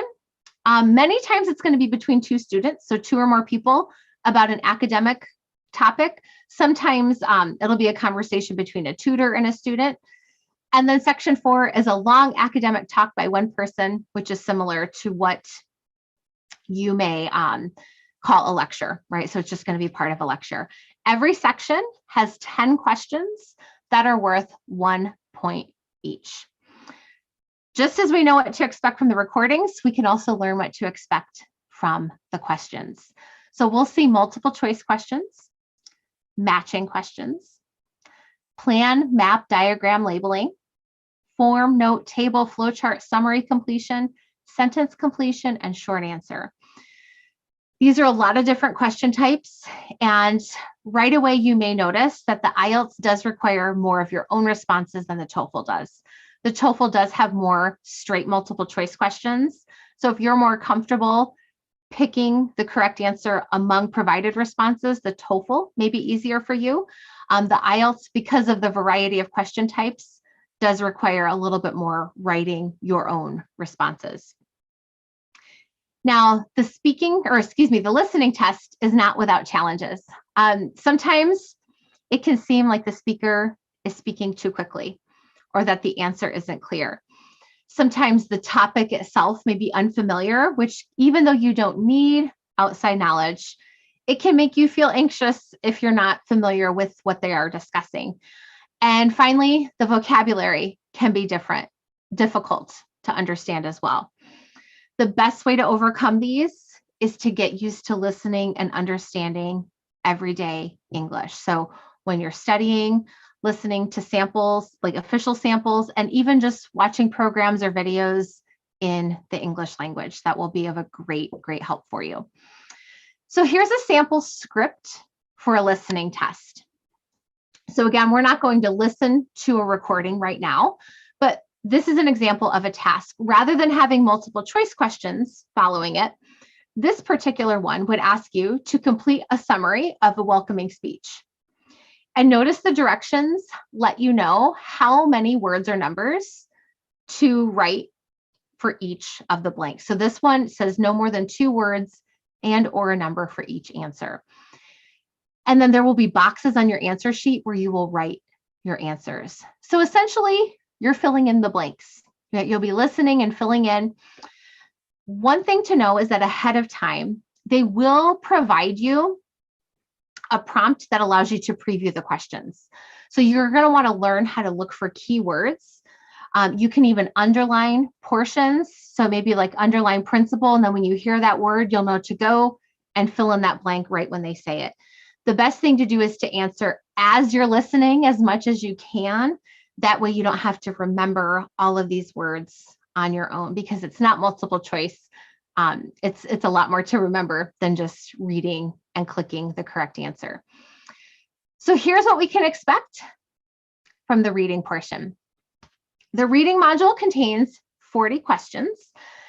It will take 60 minutes to complete. There are 3 parts to it. So as such, write your 3 passages. We recommend about 20 minutes per passage. That's just kind of taking your whole 60 minutes, splitting it up into 3 parts. There will be 3 long texts from a book, a journal, a magazine, or a newspaper. And each passage is going to be about 2,000 to 2,750 words in length. But the 20 minutes per passage is not a hard and fast rule. You don't have to stop exactly at 20 minutes. That's just a nice way for you to manage your own time during the exam and make sure you have time to get to all the questions. Now, there's a lot of test types. We're going to take a look at a chart in a moment that kind of lays all this out in a little bit of a more clear format. The questions are worth 1 mark per question. And when you're answering, remember, it's really good if you can get in the habit of answering on your answer sheet as you go. They do not give you extra time at the end to transfer answers over to that answer sheet. So that's something that you do need to budget for with your time. All right, so here's a nice chart for you that lays out all these questions. So we have multiple choice questions. There's true, false, not given, and yes, no, not given. These 2 are very similar to each other. And you just have to decide if the information's there, it's not, or if it's completely false. There's a matching section. You may have to match information, match headings, match features, and sentence endings. There are sentence completion questions, which is similar to the listening one that we showed you. So there'll be sentences with blanks throughout. There's summary, note, table, flowcharts, diagram labels, and then finally, short answer. So again, notice multiple choice is just one of the categories. Many of these responses will require your own input for a lot of the questions.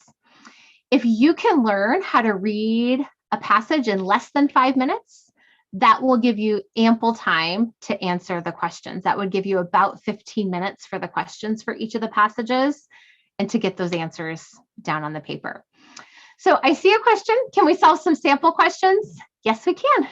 We're actually going to take a look at some true, false, not given questions. So for this type of question, we are going to look at the statements and the text. So there's going to be a sentence and then a little excerpt. And we are going to decide if the statement is true, false, or not given. If it's true, that simply means that the statement agrees with the text. If it's false, that means it contradicts the text, so they don't match up. And if it's not given, there's just no information on that particular bit. So if you're going back and you don't see anything there, not given is going to be the answer. So take a look at our statement and our text for this one. And then in the chat, you're going to type true, false, or not given. So we'll give you a few moments to do that.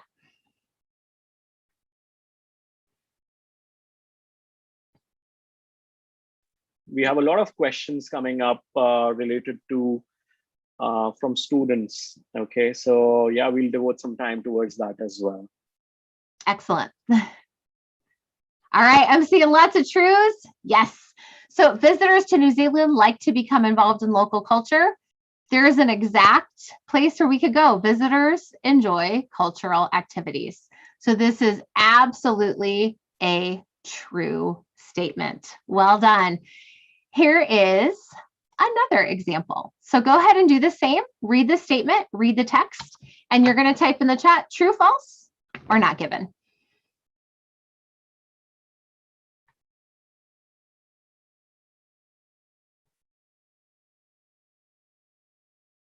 No, we already have some quick responses from. We do, yes. Our folks here, yeah.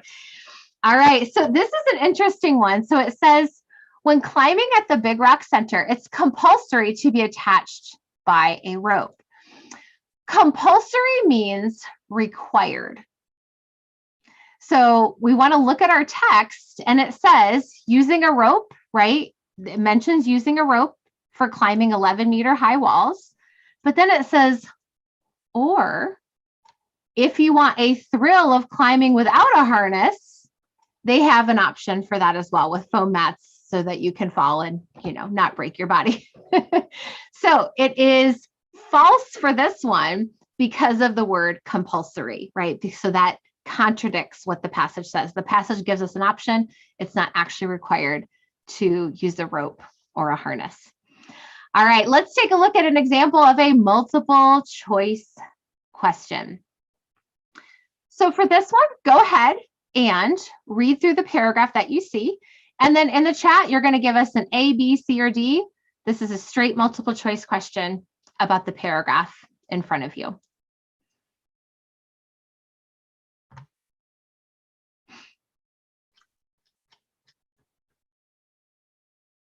So quickly read through the text, and then perhaps you can use the chat section to just punch in A, B, C, or D.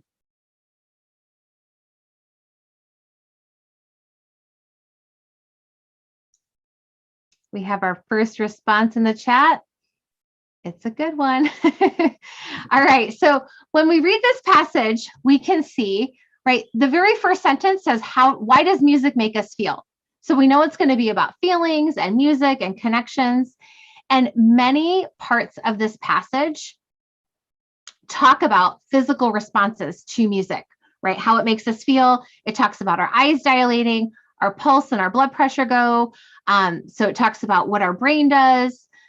So the correct answer for this is how intense our physical response to music can be. And then in our classes, when you're preparing, you also want to take a look at why the wrong answers are wrong as well. Learning about all those things will help you make sure that you can pick the right one during the test. But let's take a quick look at the writing format, because I know there's a lot of questions that you want us to answer before we wrap up today. Writing is 60 minutes. There's 2 parts. The first task is more of a report They're going to give you some type of visual, a graph, table, chart, or diagram, and you have to give a 150-word report, and they give you about 20 minutes to complete that task. Task 1 carries about 1/3 of the points.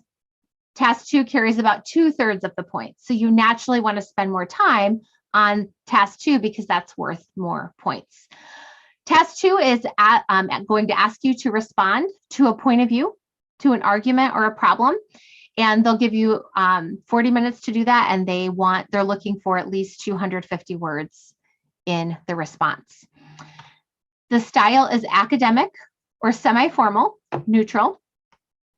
They are going to score you on task achievement or task response, basically how well did you answer the question. They'll also score you on coherence and cohesion, which means how well are you linking your own thoughts in the paragraph, creating a flow and structure in your response. Lexical resource means how well are you using vocabulary? So it's your demonstration of English vocabulary through your writing. And then finally, they also will score you on your grammar and accuracy. So using simple sentences as well as complex sentences and how to work those in to your response. Just like the speaking test, the writing test is not without challenges. Every single one of these challenges that you may encounter can be helped with practice and with preparation, right? So if you feel like you're running out of time, well, the more you practice, the faster you'll get. If you are worried about spelling and grammar, the more you write in English and the more you read in English, you'll learn all that stuff in a real world context. So this first example would show what task number 1 looks like. You would be writing a report based on this circle graph that mentions visitors to the local cinema by age. So you will be drawing your own conclusions based on the facts that this table tells you. It's a report, not an essay. So you're actually going to keep your opinions out of task 1. Task 2 is where your opinions come into play. So they will give you a prompt, and you're going to be discussing both of the viewpoints given in this particular prompt, and make sure you include relevant examples to support your opinion. And they're going to want at least 250 words from this response. Finally is our speaking test. This is the one where you will meet with a real life person and chat with them. It's going to take about 11 to 14 minutes. The first one is a little more casual, 4 to 5 minutes. The examiner is just going to ask you some basic questions about maybe your home, your family, or interests. The second part is your individual long-term. So they're going to give you a topic, and then you will speak for about 2 minutes in response to that. And then the third part is sort of a two-way conversation about the same topic. So they will kind of ask follow-up questions, up to 7 questions, where the examiner is going to determine if you are proficient or not. They're going to grade you on fluency and coherence, so your ability to express your words verbally without lengthy pauses or hesitations. They'll score you on lexical resource, which is vocabulary, grammatical range and accuracy, which is using proper grammar structures, and as well as pronunciation. So that's just your ability to speak clearly, knowing when to stress words, the intonation of a sentence, and making it sound natural. Again, accents are not taken into consideration, so that's nothing to stress about. Here are some challenges on the speaking test, right? If you don't hear the question, you can ask the examiner to repeat it, right? So they are people, they can respond to that. If you maybe are speaking and you can't remember what an English word is, just continue talking. The word may come back to you, or you could replace it with a different word that does make sense for you. But again, practice is key. So this is just a quick glance at each of the different portions, right? Your introduction, they're gonna, just kind of just chat with you, just get to know you a little bit. Where do you live? Where were you born? They might talk about your family. So that's a very casual portion. Then they'll give you a task card for the second part. You'll read the topic, right? Describe a musical event you enjoyed attending. You're going to say what the event you attended was, where it took place, who was with you, and then why you enjoyed. So it's similar to an essay, but you are speaking your response. And then the examiner may ask a couple follow-up questions like, well, do you play music? What instrument do you play? So it's a very much a conversation. And then finally, part 3 is further questions about part 2. So for the music topic, it might ask, how expensive is it to attend a concert in your country? Do you think it's better to listen to live music or music on the TV or radio? Why or why not? Do you think there's too much music available now? So they'll just be follow-up questions all tied in to that same topic. I hope, Tanisha, I agree. That is a good topic. That'd be a really nice one to speak about, wouldn't it? Very relatable. So that is just a big overview. I know it's a lot of information. Thank you all so much for your time and for your attention. I know we have some questions, so I'll turn it over to you. Before we move on to questions, I'd like to actually announce to our users that we'll shortly be starting with our next marathon session, which is our 3rd session for today. And it's going to be all about studying abroad and living abroad on a budget. Okay, so we have a wonderful set of panelists who will be speaking about how you can actually study and live abroad on a budget for people who have certain financial constraints, what to do, what not to do in order to actually gain advantage and perhaps not put a strain on your pocket or your family's pocket as well. So Heather, we have a couple of great questions that we have come in. I would also thank my team who's tirelessly working and answering those questions as well. So a couple of questions with respect to cost. Okay, what does each of these tests costs to individuals, IELTS and TOEFL? Right, so there is a range. And the best way to make sure you're getting the most accurate pricing is before, when you're registering to go in. And because if cost is a factor, you do want to consider that because budgets are real and it's something that everyone needs to be aware of. So Correct. In the US, the IELTS is about $200 to $250. That's US dollars. Okay. It kind of varies by country though, between like 165 and 300. And the TOEFL is generally in the same price range. So again, that's US dollars though. So make sure that you kind of consider budget options when you're looking at the tests. Secondly, with the introduction of internet-based, which students can take at home tests at home versus a test center-based test, what advice would you give our audience? Which one should they prefer? So it really depends on your comfort level. Some students get really anxious going to a testing center and, being watched and it's very official and things like that. But at home, there can be distractions, family members and pets and telephones and things. So if being at home could be more comfortable, but you also have to be aware that there are distractions. So those are 2 big things I would think about when trying to decide which one's best for you. Got it. That's absolutely true. Another question that pops into my head is that how much time would I need as an individual to excel in either of these 2 tests? So a minimum time frame that you can actually recommend, perhaps a max or a min, that would be great for our audience. Right. So generally, we like to recommend about 3 to 6 months. And that's because that will give you kind of more of a slow and steady pace. You can learn over time. You don't have to cram and spend 15 hours a day studying and getting burned out and stressed.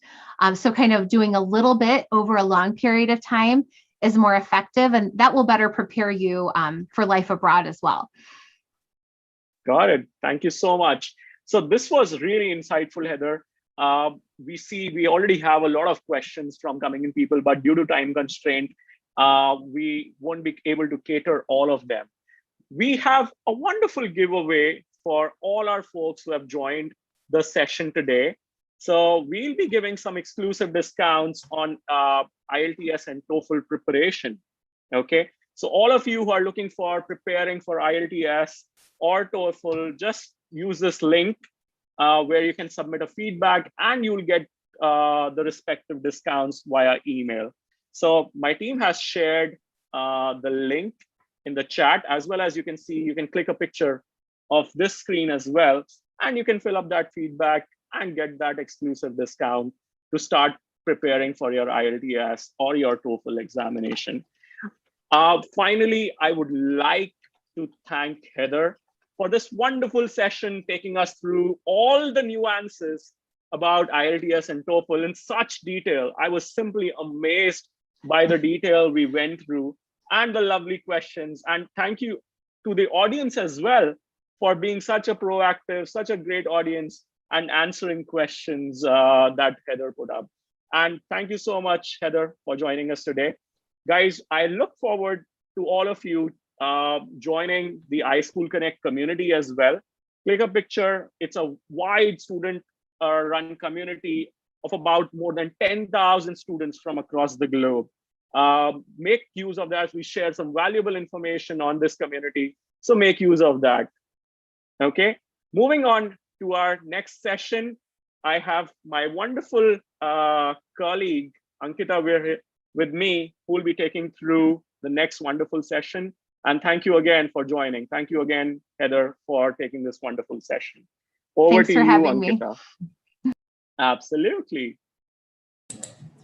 Great. Thank you for the beautiful introduction, Vaibhav. And welcome everyone to the third workshop of the iSchoolConnect Fest. And it's just our first day, but we absolutely love the interactions, the questions that you're throwing at us. And yeah, so I'm just quickly going to give you an idea of what this webinar is going to be about and introduce our amazing hosts to all of you guys.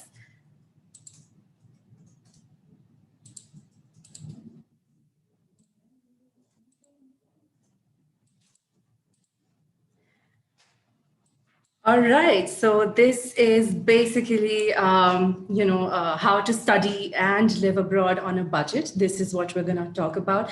As we all know, it's actually one of the top concerns that students have when they, go to study abroad. That is going to be heavy on their pockets. And this is why we have our panelists. We have Rachel and Stephen, and they're going to tell us all about, how to actually study abroad on a budget. Right. So I would love to introduce our speakers to you first. Rachel is actually, she's an associate director of international admissions at Western New England University in Massachusetts. And she assists in the international students enrolled in the WNE's traditional and non-degree programs.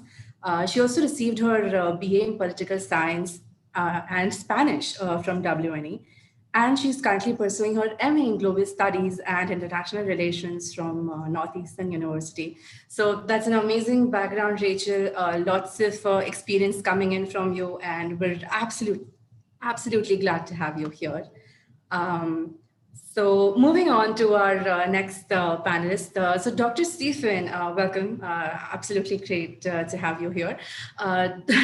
Awesome. Dr. Stephen began his career in international education purely by chance. And upon upgrade, graduating from Rutgers, he was offered a position recruiting for the study abroad office, and he's worked there for nearly 20 years. That's a lot of work there, amazing experience coming in.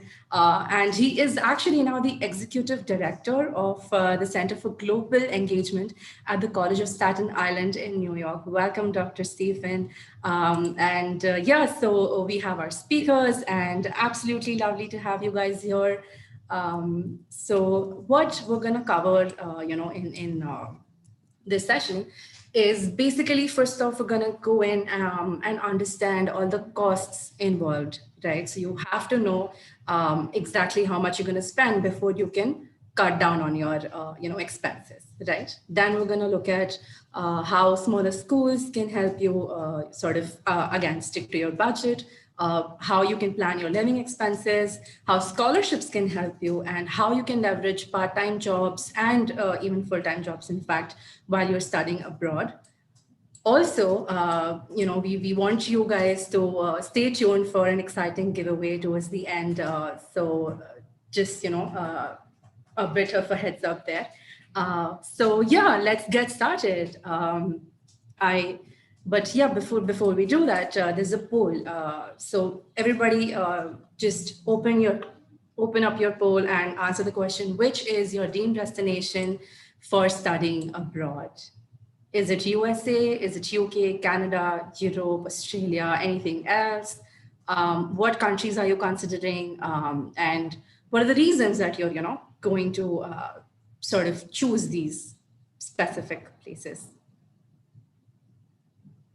I guess this poll will stick around for another few seconds, and then we can get started with the workshop.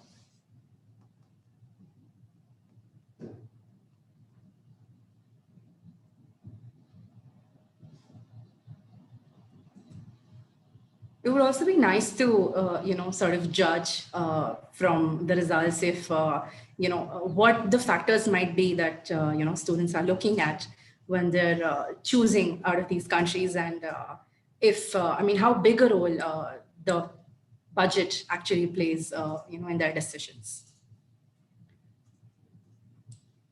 Hop in, guys, quick, answer your questions, and then we can quickly get to how you can save money and actually study abroad on a budget.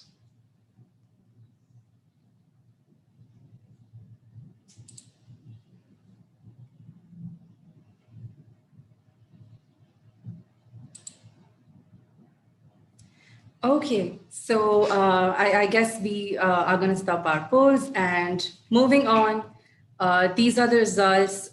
We have US on the top, UK, Canada, Europe, Australia, and surprisingly, we have, oh, that's great. Any thoughts, Rachel, Stephen, on, these countries being specifically in this order? No, I mean, it's not surprising really from our end. I think, for the attendees, Stephen and I definitely have the expertise from the US perspective. So what we tell you today, you might be able to apply that to the other countries you might be looking at. But just keep in mind that this presentation is US university specific, but hopefully you can glean some insight on your process for searching for scholarships and researching the cost of living in other countries too. Right. Awesome. Thank you for chiming in, Rachel. Let's get started with the workshop. All right. Great, Ankita, thank you so much. And hello, good morning, good afternoon, good evening, everyone, wherever you are in the world. So my name is Rachel Lampson, and as Ankita mentioned, I'm the Associate Director of International Admissions at Western New England University. I'm also an alumna. I graduated myself many years ago, and I loved my experience so much that I went to work in a professional capacity, and I thought, wow, I miss this community so much, so I came back, and now I help international students enroll at the university. And I love my job. I feel very fortunate to do this every day. So if you've never heard of us before, we are based in Springfield, Massachusetts. I'm sure you've heard of Boston or New York City. So we are about an hour and a half outside of Boston, about 3 hours outside of New York City. I think it's really wonderful that Stephen and I are co-presenting because our locations are quite different, and the experience for students will be quite different at both of our institutions, and campus life will be quite different. So it's great to present with you, Stephen. So just a little bit about the university before we talk about the finance piece. This picture is actually of our newest university commons. If you can see in the glass, we have Spirit, who's our mascot. That's our golden bear. So we are the Western New England Golden Bears. So it's a really awesome flag that hangs down and really greets you to the university commons. So we have just under 4,000 students total. We consider ourselves mid-sized. We have a very suburban and residential campus just outside of Springfield, Massachusetts. So it is very residential, very safe community. And then students can choose from bachelor's, master's, and doctoral programs. I really like this statistic, but I do think it's a little misleading. It says 98% of our students receive financial assistance. Really, that 2% is really, it's for students who have special circumstances, like if their parents are employers of the university and they get their education for free, then of course they won't be receiving the traditional financial assistance. So for the sake of this workshop, I do want to say that all of our international students are guaranteed scholarships, and they are guaranteed some sort of financial assistance. So just keep that in mind. You can go to the next slide. Okay, so I wanted to just start by sharing a little bit about why I'm so passionate about this topic. My journey in college started at a community college. I was a first generation student, and my parents said, if you want to go to college, you need to pay for it. So I quickly started researching, well, how much does it cost to go to college in the United States? And what do I need to do to get scholarships? And how do I actually understand the total cost of attendance? So I was in your shoes, and I completely understand it can be a stressful process and kind of an overwhelming and confusing process. So I started at a community college, which tends to be less expensive than the traditional 4+ year college experience. And I was a full-time waitress. I served tables. I worked at a restaurant serving wings and drinks. And that helped me finance my education at the community college. So I would go and I would work all of these hours, and then I would go and pay my tuition in cash. And this helped me really learn how to budget really quickly, because as you know, or as I'm sure you will learn, you can't be late on your payments for tuition. It's really important that you keep up with paying for your education. So learning how to budget is really, really important. And throughout my process, anyway, I learned early on the importance of budgeting so that I could then go and enroll at a 4-year university at Western New England University and have that full experience. So I just wanted to start by sharing a little bit about my background. So now when you're looking at institutions, one thing that I hear from students a lot is that they'll look at the institution website and they'll see the tuition cost, and it's called sticker shock. And if you've never heard the phrase sticker shock, it means you see that price and you're instantly like, well, I can't afford that. I don't have $40 or $50 or $60,000. How can I ever afford that? So when you're looking at the cost, make sure you understand the breakdown.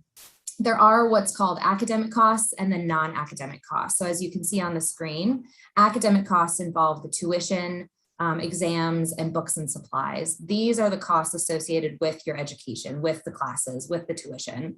The non-academic costs, these are usually costs that are not listed on the university's website. This will take a little bit more of research on your end. So this could include your airfare when you're traveling from your home country to the United States. It can include your accommodation if you're living off campus. It can include food if you aren't enrolling in a campus-wide meal plan. And then any other lifestyle expenses. So think about your life right now. What do you spend your money on? Take a look at your bank account. Do you go out to eat a lot? Do you like to shop? Do you like to go to the movies with your friends? So the types of expenses that you have for your lifestyle now, those will translate to your lifestyle in the US. And then depending on the location, which we'll get into, it could be more or less than what you're spending right now. You can go to the next slide. So we'll talk a little bit more about the breakdown of costs later, but as you're considering where you want to study and whether or not you'll be able to afford your education in the United States, keep in mind that F1 international students are eligible to work part-time on their host institution's campus. Students can work for up to 20 hours per week. And a great way to find a job before you come to the United States is simply by looking on the university's website. Each institution will have a career center where they'll post jobs. You can talk with a career counselor. You can, for example, on Western New England's website right now, you can search to see what jobs are open, just to give you a better sense of what's available. What are your options once you arrive on campus? There are a lot of options, either in person or virtual. I think with the pandemic, we've learned that a lot of things can be done online. And so a lot of job opportunities have shifted to an online presence. Some examples you can see on the screen. You can be a TA or a GA, which is a teaching assistant or graduate assistant. You can do freelance work. You can teach English online, brand promotion, data entry, and virtual recruiting. And then offline, which would be on campus or in person. You could be a manager, tour guide, makeup artist, mail delivery. There are a lot of different options, and you can really get creative when you're looking for these part-time jobs. I would recommend reaching out to the admissions professionals you're working with to get a better sense of what have other international students done in the past, and what are my resources on campus to find out about these jobs once I arrive. There are, of course, some parameters to consider while you're choosing the job. What is my pay? How much time will I invest? Will I be able to manage it with my studies? Will I be comfortable? And how does it help me in my career? There are options once you are enrolled for students to get hands-on experience in their field of study. So for example, in the United States, we have what's called CPT and OPT. And CPT stands for Curricular Practical Training. And this allows students to work in their field while they're enrolled at an institution, and students can work up to 40 hours during the summer. And a lot of students will do their internships during this time with CPT. You'll have to complete one full academic year of study before you're eligible for CPT. But again, students at both the undergraduate and graduate level will use CPT to use it, for their internships so that, again, they can gain that hands-on experience. Looks like I just lost the presentation, so I'll just give it a minute. Sorry about that, guys. Lost the internet connection, even though we're working out of office. Let me just reshare the screen. No problem. Can you see? I can, yes, thank you. Awesome. All right, so some tips to remember to stay within your budget. Of course, the biggest one is to make a budget ahead of time. We talk to so many students who come to Western New England and they haven't really thought about, they haven't thought past that first semester. So they maybe have come with some savings or some money that they've gotten from their family or from working. And then the next semester comes and they say, well, I've run out of money. Now what do I do? So make a budget that will last you at least a year. So you can at least plan out what is my source of income? How am I going to finance my education? How am I going to pay for my rent and my food? And try to stick to that budget as much as possible. I think the second one is really, really important because, as you're aware, the United States is a huge country. There's over 4,000 institutions that students can choose from. The cost of living will vary so much based on the location that you choose. I'll just give you a quick example. In, let's say, Los Angeles, in downtown Los Angeles, a one-bedroom apartment can go from $2,000 a month up to $5,000 a month. It can get quite expensive to live right in a downtown metropolitan area. Of course, there's ways to decrease the cost, and you can have roommates, or you can connect with other expat groups to find lower cost of accommodation. But when you're comparing rural Los Angeles or a rural city versus a smaller community, maybe in Kansas or Oklahoma or in Maine, where the cost of living is much lower, you can save some significant amount of money on the cost of living just based on the location. And I think Stephen might talk about that a little bit more as well. Blending in with the locals, and again, connecting with expat groups, that's a great way to learn what the locals are doing. Where are the affordable restaurants, and how do students get affordable books? Maybe there's this online program where you can trade with students, trade books with students and stuff like that. So definitely do your research and connect with the locals in that way. I won't go through all of these, but you can see some other tips and resources for staying within your budget, phone services, using credit cards, finding affordable accommodation, and so on. And Ankita, I think we did skip a slide about scholarships. I did want to mention a few things about the scholarships. If you could go back a few, I think it was the second slide. Yeah, sure. Oh, here it is. There we go. Great. I think this is probably one of the most important topics is the use of scholarships at U.S. institutions. So there are kind of these three buckets of scholarships when you're looking at schools. Institution scholarships, which I'll tell you at least about Western New England's, government bodies, and then private organizations. This seems really straightforward, but I always tell students, go to Google and just search for international student scholarships. You'll probably be surprised with what you find. There are, for example, private organizations who, you can fill out an application. You can say, I'm an international student. This is what I'm wanting to study. These are some of my leadership skills, and this is my background. And then these private organizations will provide you funding in exchange for, let's say, sharing your cultural experience with other students, or being a fellow, for example. A fellow is you receiving funding from an organization or a government body in exchange for representing that organization or government body. I think the university scholarship program is the most robust. So for example, at Western New England University, we have what's called a merit scholarship, and a lot of institutions offer merit scholarships. It's completely based on your academic background. So when you apply for admission, from our end, we'll do a full GPA recalculation for you so that we know what your grades are on a 4.0 US scale. If, let's say, you have a 3.0 on a 4.0 scale, you're still eligible for a merit scholarship. All of our students will receive this scholarship, and it ranges from $10,000 to $22,000 US dollars per year. So let me kind of break that down for you. If tuition at Western New England University is $40,000 US dollars, and you receive the highest merit scholarship of $22,000 US dollars, you're already receiving over 50% of your tuition cost covered in this merit scholarship. And it's automatic, so you don't need to fill out a separate application. You don't need to, conduct an interview or anything like that. It's just an automatic scholarship that we base off of your academic background. So that's probably the easiest way to receive a scholarship is look at the automatic options from institutions, and you'll find out the specific amount that you get right in your admission letter.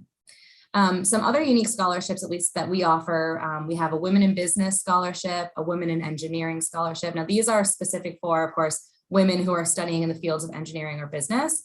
And similar to the Merit Scholarship, it's automatic, and that's $5,000 for each student. A lot of schools do have international student-specific scholarships as well. The National Organization for International Education in the US is called NAFSA, and NAFSA has championed this scholarship called the You Are Welcome Here Scholarship. And a lot of universities in the US sign on to say, yes, we're offering this scholarship, and it ranges per institution, but at Western New England, it's between $3,000 and $10,000 US dollars per year for our international students. I know that's kind of a lot to take in, so I just wanted to pause and just say that when you're looking at the cost of attendance, take into account these scholarship opportunities, because again, when you look at that total cost, that might be what the tuition says, but deduct the scholarships from that, and that will give you a better sense of the true cost of attendance, and definitely work with your admissions professionals to get that breakdown. You can go to the next slide. Yes, thank you, Rachel, for explaining so much in detail, about scholarships and how you can sort of save a whole lot of tuition using them. So moving on. Sure, thank you. I think this is my last slide. So I wanted to just add a few other points when you're thinking about the visa process. So you apply for admission at your institution, you have received your scholarship amount, maybe you're applying for scholarships through private organizations or through your home country government, and now it's time to sit for your visa interview.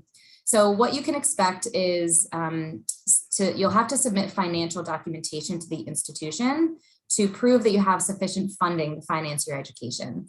This is a US government regulation. This isn't specific for any institution. So after you've received the scholarships and after you understand your total cost of attendance, you'll then have to supply financial documentation, which is what the institution uses to issue your Form I-20.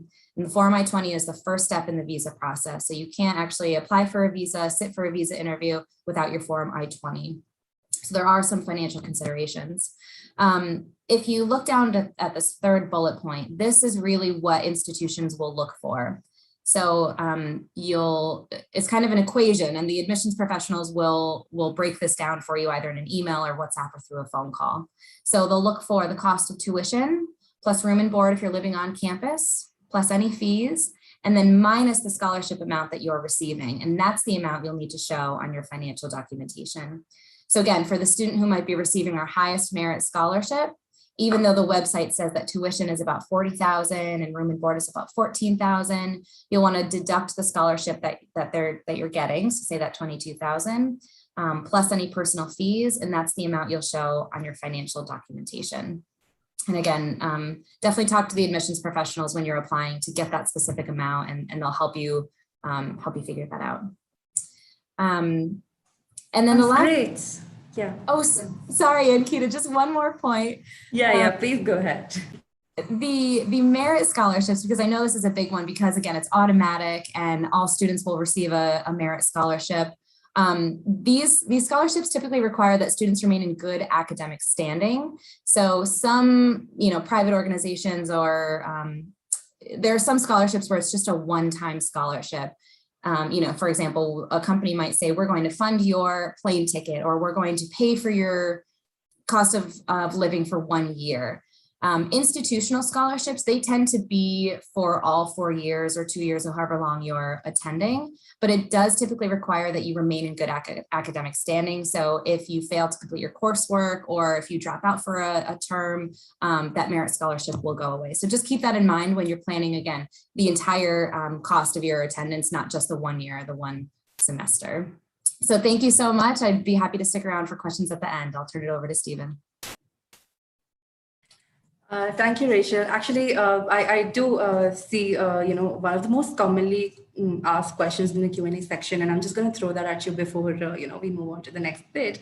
It specifically, again, came up when you were talking about the third point on this slide, right? It's how many scholarships can an individual apply for at one time, right, simultaneously? So that's the question. Yeah, that's a great question. I'll just tell you the perspective from Western New England, and maybe Stephen can share his expertise as well. Our scholarships, they are stackable, meaning they can be combined. So we've seen students combine like all 4 really of our core scholarships. So a student can get a merit scholarship. They can then combine it with our Women in Business scholarship. A lot of schools also have what's called an early action scholarship. So all you have to do is apply early or apply by a certain date, and you can receive an early action scholarship. And then the international student scholarship. So for our case anyway, at Western New England, you can combine all of these scholarships to help decrease the cost. Right. And in general, if that, what happens in general? In general? Mm-hmm. Yeah. Yeah. When we're not talking specifically about, Western even. Yeah. Yeah. So again, I would double check with each individual institution that you're applying to. But my understanding is that a lot of schools do allow you to combine the scholarships. If, for example, you're receiving an institutional scholarship and a government scholarship and a private organization scholarship, you can combine those because the financial aid office at an institution will accept all of your funding, right? They don't necessarily care where it comes from, whether it's a loan, whether it's, again, a scholarship from your home country. As long as they're receiving the money for your tuition, they'll accept it from wherever. So generally speaking, you can combine a lot of different scholarships and assistant programs to help pay for your education. That sounds about right. Okay, so over to you, Stephen. Let's get to the next bit of the workshop. Yeah. Thank you, Akita and Rachel. I'll echo much of what you've said throughout this presentation about the funding, and certainly with the scholarships. Students are able to combine the scholarships, stack those scholarships. The only caveat there might be if the scholarships you earn go above and beyond the cost of attendance. So if you get so much scholarship money, you might find that some of the organizations will reduce a bit. That tends to be more the case with government scholarships, or certainly with US government scholarships, as those tend to be what we call the last dollar in. So if you were to get a lot of private funding, they might reduce it. But in terms of institutional scholarships and external scholarships, we've seen students more than fund their experience abroad. So let me tell you a bit about the College of Staten Island, which is part of the City University of New York. The college itself is 12,000 students. We have a 204-acre campus in New York City. You see there an aerial shot of the campus. It's quite different than other colleges within the City University of New York. The City University of New York itself has 275,000 students. It's one of the largest single institutions in the world.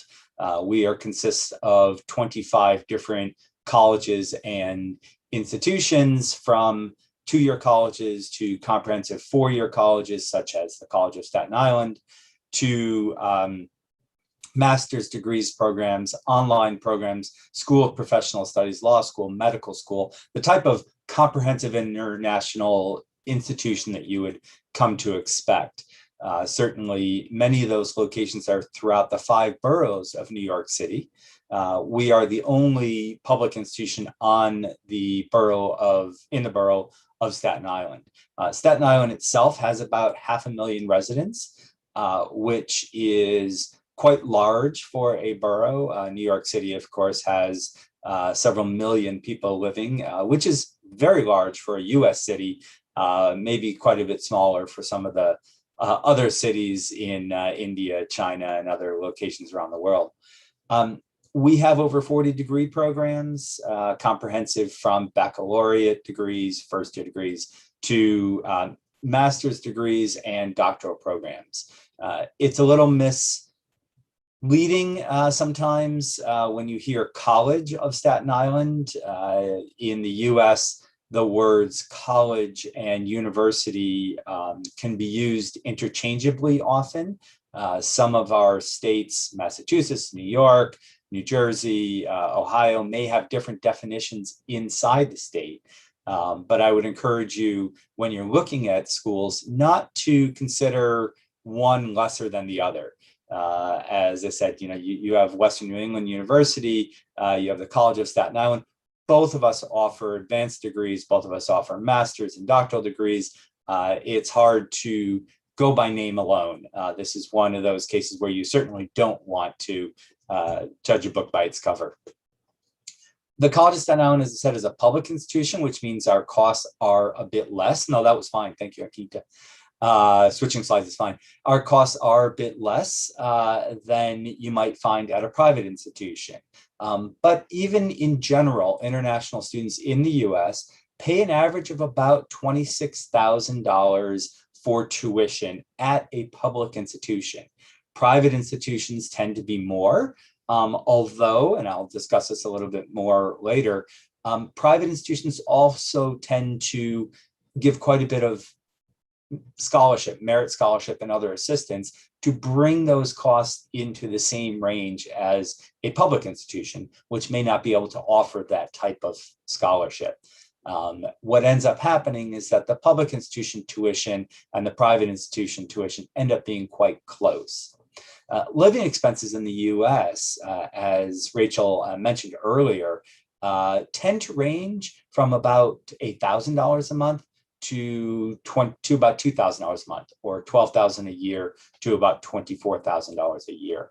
Certainly renting an apartment in downtown LA, in some neighborhoods in Boston, in Brooklyn, or in Manhattan can cost you a bit more than that.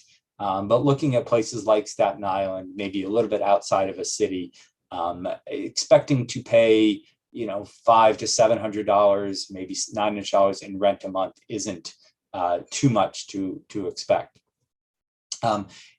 Studying in the US can look very expensive from the outside.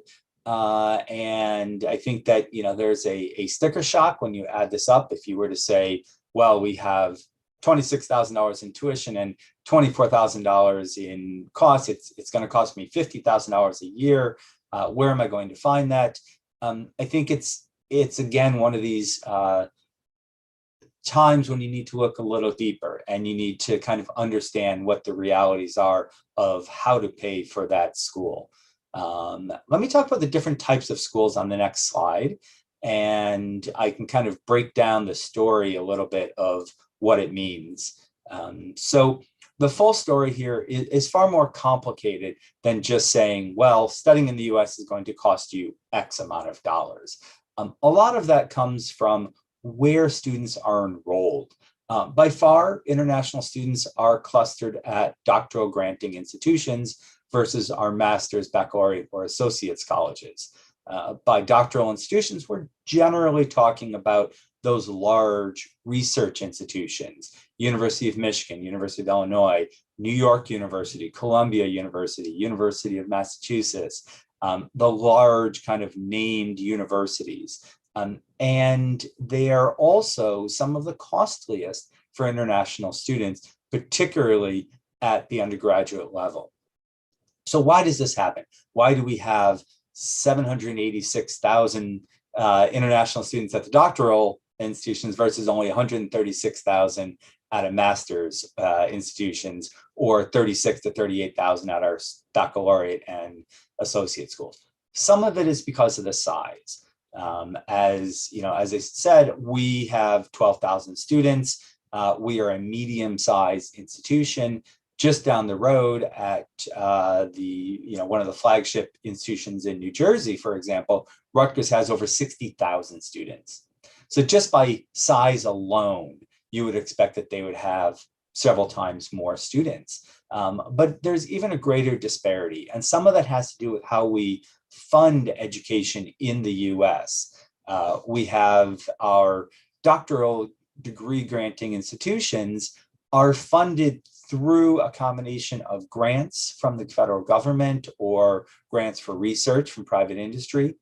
They're funded through some funding of tuition and a couple other funding mechanisms, sometimes alumni, et cetera. To do this, schools have to bring in those grants. They have to charge tuition fees to undergraduates, and they have to work on higher volumes.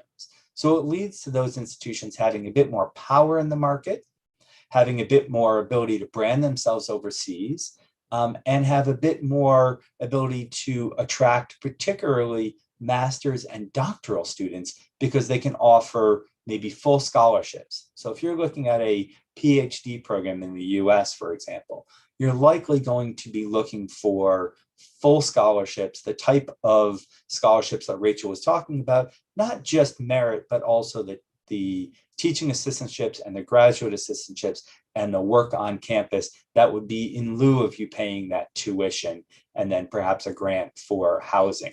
What that tends to do is take the places that have the grants. When you write a grant for funding from the National Science Foundation, you automatically put in funding for graduate students. And that allows you to attract those graduate students. And hence we have this, this kind of differential. But the smaller schools have an advantage. And our next slide talks a little bit about that and the importance of these smaller schools. It's a place where the educational cost can be much lower at smaller schools, not necessarily the tiniest. They might be exclusive and set their price as such, but at what we call smaller regional public and private institution, I should add here as well. A regional public institution like the College of Staten Island, we tend to serve students who come maybe from the states that surround us, New York and New Jersey, Pennsylvania, Connecticut a little bit. And we are kind of what you might call a Northeast regional, plus our international students. You get some of the larger public institutions, the University of Michigan, they draw from across the United States. Some of the what we call the non-flagships or the regional public institutions are some of the best places. The reason being they're often focused on teaching, which is especially important for the undergraduate and the master's level.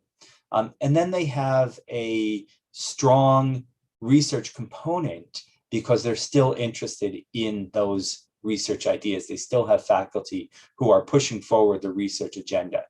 For example, at the College of Staten Island, although we focus mostly on undergraduate teaching and master's level instruction, we have some of the strongest research in neuroscience and neurobiology in the entire region, possibly in the entire country. It's because there's been a concentration of people, particularly in an area like New York, who want to be in New York, who value the educational experience to students, but also want to be researchers. And so you can get this great education where you get strong researchers who are also interested in students. And that's, I think, one of the best things about an institution like Rachel's, an institution like mine, is that you can get an education at a little bit lower cost with scholars who are interested in doing cutting edge research and also delivering that research to the classroom. At some of our larger, more research focused competitors, some of your great researchers are never in the classroom or rarely in the classroom, and it's hard to get access to them. I can bet that there isn't a faculty member on Rachel's campus who you can't get access to easily. I'm sure that every single faculty member is there and there for the students. And we have very much the same at a place like Staten Island, you can get to engage in that research with those faculty. It's one of the great things about looking at the regional public institutions. On the next slide, I'll talk about more specifically about a public regional university system. Every state has one, just about. They have their flagship institution, and then they have other institutions. Sometimes they're all part of a singular system, as in the North Carolina system or the California system, where you have the California State University system. Sometimes they're more separate, as they are in New Jersey, where you have the State University of New Jersey, that's Rutgers. And then you have a collection of 9 smaller universities that are still public. They're 2 separate systems, but they operate in connection with each other often. They are designed to serve the needs of students throughout the state and, of course, across the globe, by bringing higher education to students who wouldn't traditionally be able to travel maybe long distances, like the countries you're from. The United States is big, and some states are very big. If you take a state like Texas, it's 10 to 12 hours, maybe more, to drive from side to side. If your flagship institution is in just one city, students have to go very far away from home in order to go to school, and some students prefer to stay closer. And as such, we've designed a system that allows education to be delivered to everybody in every corner of the US. This is a long-standing tradition in the US, goes back to the mid-1800s, when the US was a very agrarian culture, and there's a lot of farming that was happening. As such, the universities were providing instruction to local farmers and how to better plow their fields and how to better do things. And as such, they were able to expand universities in different parts of the states in order to provide that local education. And then within these states, most states also have a more affordable option, and those are associate degree schools. Associate degree schools, as Rachel said, she started out at, also often called community colleges, are 2-year degree schools. And these can be the most affordable option both for local and international students. They are focused on teaching. While some folks do some research there, they don't need the large infrastructure to support sometimes the research labs. So you don't need some of the costs that come along with buying an electron microscope, for example, and maintaining it. You get to enroll, you get a lot of interaction with your teachers, with your faculty there. And in many places, it's extremely affordable. The local associate school for where I live, for example, is $7,600 per year in tuition for an international student. That is far below tuition that you'll find almost anywhere else. So we get a good number of international students who are very cost conscious coming to the US, living near a local institution, going to 2 years. And one of the wonderful things about it is in many states, there are automatic pathways. There are automatic setups where every class you take at that associate's program will automatically count towards the 4-year degree in that state. So you won't waste any time. Everything you do will transfer over. You can even go into those, they work so closely. You can go into those 2-year colleges and say, my goal is to get to X university. My goal is to enroll in this 4-year program at, in business at, the University of Wisconsin. And then that advisor there can help you design your program to go through your first 2 years so that you're ready to go into those next 2 years. It's a great thing. And for international students, as I said on the screen, that can be a really terrific bonus. So planning living expenses, and I think that Rachel went through this, quite a bit. There are a lot of ways to think about what it's going to cost you. We've touched on this a couple of times. We keep coming back to it, I think, because how important it is to you. We know how much it drives the anxiety you have about how to afford living and going to school in the US. We like to say, particularly in the New York City area, you need to budget about $1,500 to $2,000 a month. Large cities can be more expensive. Smaller cities can be less expensive. I think these are things that right? They're things that happen at home. When you live in the heart of a city, you know that things cost more than if you live out rural. You get some of the benefits of living in the heart of the city, but when you look at places like where Western New England is, or you look at places, even the College of Staten Island, where we are in the city, but not in Manhattan, one of the things that happens in the US is in recognition of that, not just colleges, but in recognition of that it costs more to live in a city, but that's where a lot of the work is. The cities have developed fairly comprehensive routes for travel in and out. At the College of Staten Island, for example, we have a free shuttle bus and there's a free ferry that takes you to Manhattan. Within 30, 45 minutes, you're in the heart of Manhattan for free. You want to just go walk around, come back out. That was a free day for you to experience New York City. I know that there are easy ways to get in from Western New England into Boston as well, and doing that is a thing. I failed to mention before, I've actually visited Rachel's campus. It is one of the most beautiful campuses in the Northeast, really one of these places where when you think about what should college look like in the US, that's what you think about. That's what you picture. So I will throw that towards her. We have a pretty campus as well. I won't deny that our campus is beautiful, but Western England is certainly a gorgeous place. There's a few more tips I just want to share on the next slide about planning. You don't forget that we are here to help. We understand for our local students and for international students that it's tough. We've all been students. We've all lived on a student budget. So colleges and universities in the US are often able to get discounts at local eateries. We make deals with the schools around. Show your ID card and get 10% off. Use your dining dollars that we offer at the college at certain local places.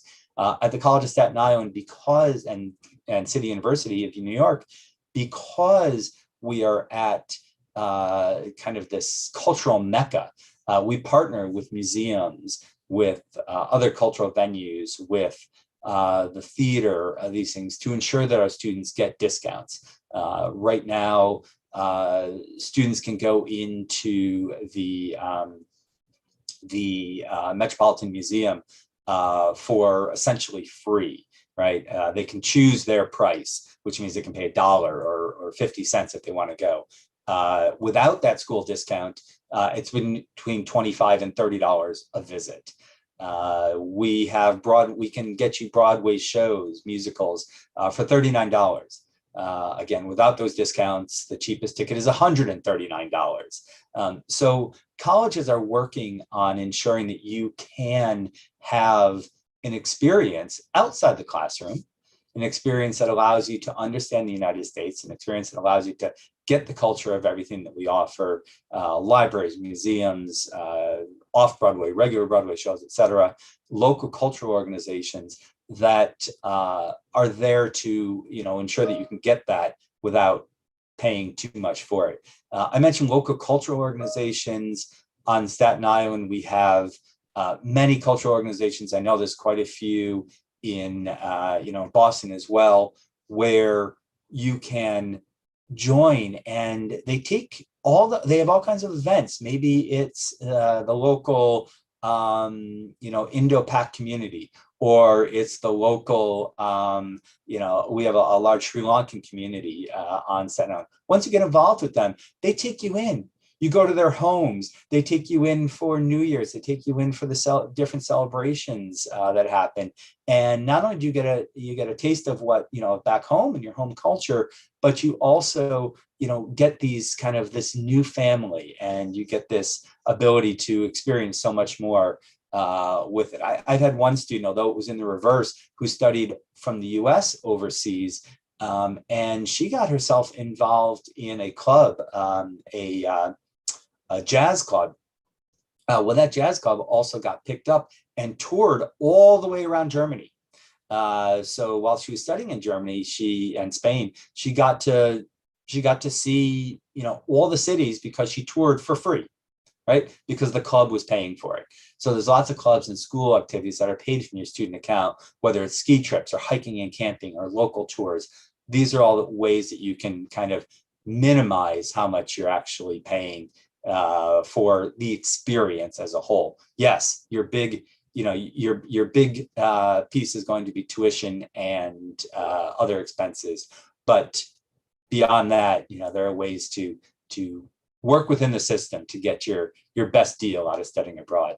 I'm going to kind of wrap it up there, and let Rachel maybe chime in here. I think our next slide talks about the key being research. Find the place that's right for you, academically, socially, financially, and do your research on scholarships, and you'll find the right place.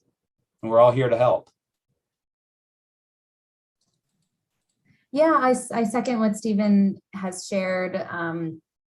The unfortunate answer, I think, I'm monitoring a lot of these questions coming in. It's been so great to read what everyone's interested in and some of the great questions that have come through. And I think the unfortunate answer to a lot of questions is that it depends. Like I'm seeing some about which schools will provide what, and will this scholarship cover that, and what's the basis for receiving a scholarship. And again, because there's so many institutions in the US and around the world, everyone has kind of a different policy, a different scholarship amount, different requirements for applying. So there's not this one size fits all approach when you are searching for universities and you are searching for funding sources. So again, research. If you can come up with a list, of maybe 5 to 10 institutions that you're interested in, or maybe you start with the location, or maybe you start with the program, work with iSchoolConnect and to narrow down those options, and then do the research on the university's websites to really understand the financial breakdown. Because again, it's one of the questions I saw is tuition the same for domestic students as it is for international students? At Western New England, for example, our tuition is the same for all students. We don't charge a different amount for domestic and international, but again, some schools, they do. Same with our merit scholarship that's open to both domestic and international students. So do your research. If one school says one thing, that doesn't necessarily mean that another school will offer the same amount or have the same process. That's right. And one of the things in public schools, there tends to be two different prices, one for folks who live inside the state and one who live outside the state. So the price for somebody coming from Illinois to one of our New York institutions is the same as the price for an international student. It's not that you're international, it's that you don't live in New York State. And that's the idea there, is that there's been some contribution from living in the state towards a state university that gives you that better rate. Let me also add one thing when you're doing your research. I think it's true of all schools now. Schools have been required to put up a net price calculator. And the net price calculator is something you can look for. It's always called that, wet net price calculator, on our websites. And when you look at that, it can help you, and iSchool can help you find that as well.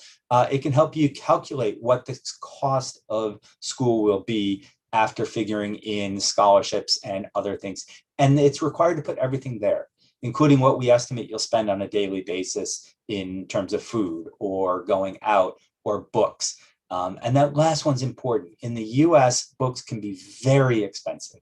A book for a calculus class can be $100 to $200. Several schools are getting together, both public and private, to do something called what we call ZTC, Zero Textbook Cost Courses, or OER, Open Access Courses, Open Educational Resources. And there is a big push in higher education in the US to ensure that students aren't burdened by an extra $1,000, $2,000 just for books. So when you're doing your research, when you're looking at institutions, I would encourage you to look at some of those things. Look at whether it's Zero Textbook or OER, this open educational resource. Is your preferred university committed to that? And are they committed to helping you get the resources you need so that you're not finding extra costs in your education? Yeah, thank you for your input, Stephen. I think we can, sum it up by simply saying that, universities and countries abroad do want, you to come in, and they are doing their best to make the entire process as easy and as smooth for you as possible, right? And it starts with you, and you have to do the right research. You have to find the right people. In fact, you can, speak to the faculty, the graduates at the universities that you're looking to apply to, and that would give you a great idea of what it's like there, and maybe some even insider tips that you can use, right? So all right, so before we move on to the Q&A section, I would just like to tell you guys that we have the last workshop of our 4-hour marathon for today, which is actually going to be about how to write a powerful statement of purpose, right? So you send in a whole lot of documents to universities. There's your resume, LOR, and your transcripts, but a lot of that is just, hard numbers. They don't talk about your personality. They don't bring that out. And that is where your statement of purpose comes in. So stay tuned for that. It will start exactly at 8 o'clock. And all right, so moving on to, Q&A, I think we have 53 questions, so far. And I will, of course, we will try to address as many as we can. Let's begin. I think the first one that I see here is how do I need to build my profile? What do I need to have in my profile when I'm looking for, a scholarship, and I'm applying for a particular scholarship? Yeah, I mean, again, it's going to depend, right? It's I hate using that answer because I know students want some real tangible guidance. So it will depend on the scholarship. I think generally speaking, if, schools will look at your academic background. All schools will evaluate your application based on your grade. So your high school transcripts, if you've taken O levels or A levels, any other sort of educational qualifications, that's kind of the first stop. After that, building your profile to include leadership opportunities, extracurricular activities, perhaps you want to volunteer in your local home country. If you have any other work experience that might help advance your education or might help you succeed in one of these academic programs. Some scholarships will be a little bit more specific. So again, read the requirements. The You Are Welcome Here Scholarship, which is again a national initiative through NAFSA, they ask students to describe their leadership experience and how they've helped share their culture with others. So this is a really good opportunity to share that experience in the application essay. So some of these scholarships will require you to share more about your experience. Why do you think you are eligible for the scholarship? Why should you be awarded this funding? So again, aside from academics, really building your social, your extracurricular profile, and then any other sort of work experience you can get, I think is helpful. Anything to add, Stephen? No, Rachel said it all. It is the truth of how it works. Right. Okay, so let's take up the next question. I guess we have time for a couple more. The next question is, can you give a brief about athletic scholarships? I'm sorry, I didn't hear that. About can you give athletic a brief scholarship? About athletic scholarship. Yeah, I can start a bit. The College of Staten Island is a D2 school. There are 3 divisions of athletics in the US. There's D1, D2, and D3. D1 is the division that can do full scholarships for everything, and you often hear about these big teams that do so. D2 can offer both academic and non-academic scholarships, and D3 schools cannot offer scholarship funds.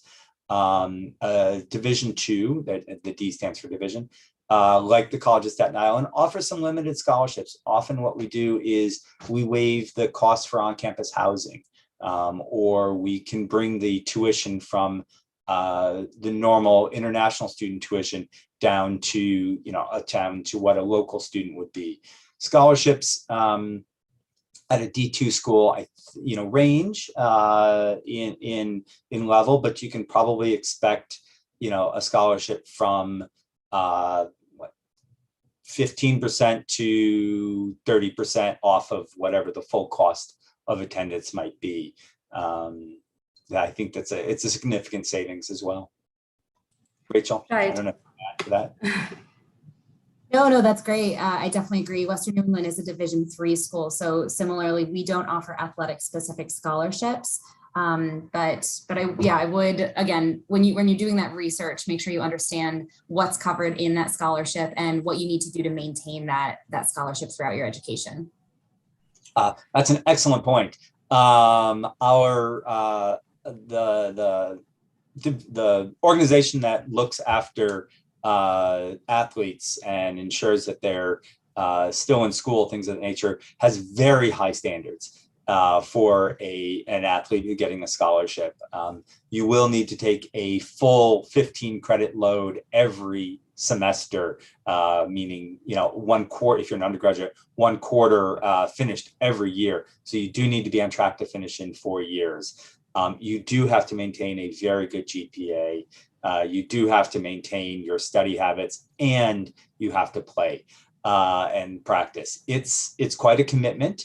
I'm sure most of you are up to that commitment, but it is quite a commitment, and it means that you do have to pay attention. The good news is we want you to pay attention, and we tend to have quite a bit of support for our student athletes, whether or not you're at a D1, 2, or 3 division school.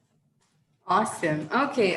Thank you, Rachel and Stephen, for, the entire conversation. It was very insightful and a lot of things to keep in mind. Meanwhile, guys, we did promise you a giveaway. So here it is. All you have to do is head to this link, fill in the feedback form, and you will have it right in your inbox. And once again, before we move on, to the next set of panelists, Rachel, Stephen, absolutely, thrilled to have had this conversation with you. Thank you so much for your time. Thank you. Thank you so much. Take care, everyone. Bye.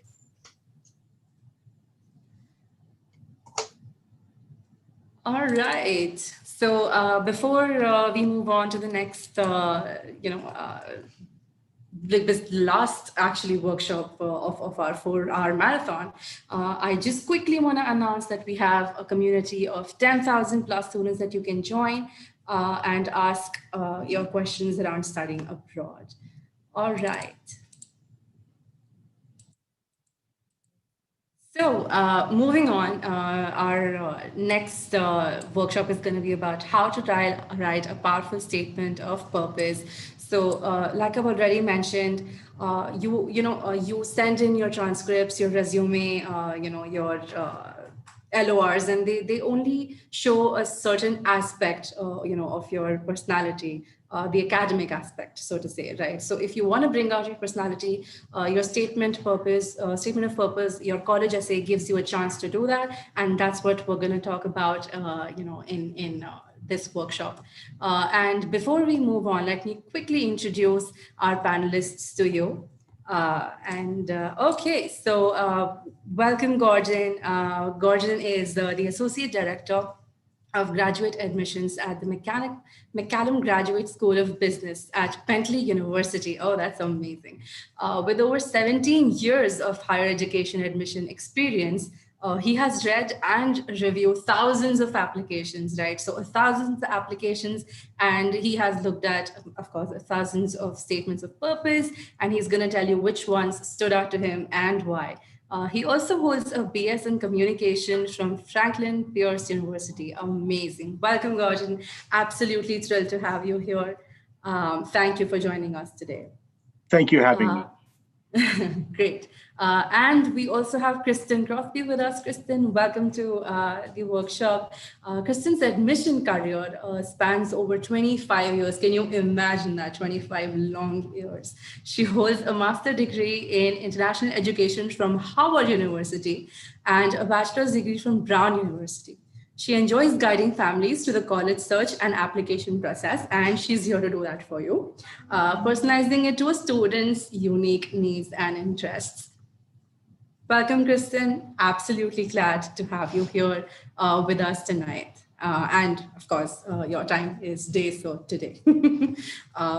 Yeah, so let's begin with the workshop. And I'm sure Kristen has a question to ask before we get started. Let me introduce what we're going to talk about during this workshop. So what is an SOP? Basically, before you actually get into it, you have to know what it is, of course. What do colleges look for in an SOP? Stepwise guide on how you can draft it, best practices, how to format it, how to make it presentable and catchy to the eye, and what not to include in it, right? So you have your do's, but without the don'ts in your head, you're going to make a mistake and it's going to be noticed. Also, stay tuned for an exciting giveaway towards the end. It's going to come up soon, and we hope you hold on till the end of the workshop to get it. All right, so moving on. Kristen, over to you. I think we can begin the workshop. Yeah. Yes, so I'm excited to be here with you all this evening and to share my expertise. And I guess if you are feeling willing to, if you'd like to share in the chat box how you're feeling today in one word, I'd love to know it. I personally am feeling excited. And I think why it's important to introduce yourself in one word, it's kind of a metaphor for the statement of purpose.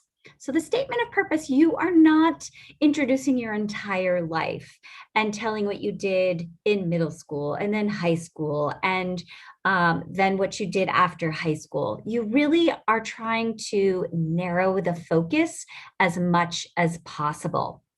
And I'm seeing so many great adjectives coming in from energized, complicated, motivated, focused, fascinated. The other thing I want to point out about this slide is that students often worry about standing out or being unique. But if you were to go and look in the chat box, you would see that there are more than enough emotions expressed here, and each one of you has picked a different one. And if a few of you have the same ones, that's fine too. You will be unique in your statement of purpose, so don't worry about that. Take that worry off your shoulders, and let's begin and let's talk about how to write a successful statement of purpose. Next slide, please. Yes, overwhelmed. I can certainly understand that, and curious and inspired. And I think probably all of you feel that. So what is a statement of purpose? It's also known as the essay or personal statement if you're an undergraduate seeking student. If you're seeking a graduate acceptance, then you might think of it as a statement of purpose. I'm going to try to provide advice for both the graduate placements as well as the undergraduate placements. I think there are some common things for both, but I'll also try to provide some distinctions for the two. So you can kind of think of it as a marketing pitch. You are promoting yourself to the university. When you think of promoting yourself to the university, you don't want to try too hard to be bragging to that point or trying to truly sell yourself. Really, you're proving that you're a match. So rather than thinking of selling yourself, promoting yourself, or bragging, think of it as a match and why you are a good match for the particular university that you're applying to. So why do colleges or universities require a statement of purpose, an essay, or a personal statement? Not all of them do, especially if you're applying as an undergraduate. Not every college or university will require it, but for those universities and colleges that do require it, they're requiring it for several reasons. The first is to get to know you kind of on a more deep level. So we can only learn so much from test scores, from grades, from national board exams. We learn more about you if you're providing a CV, a resume, or an activity list.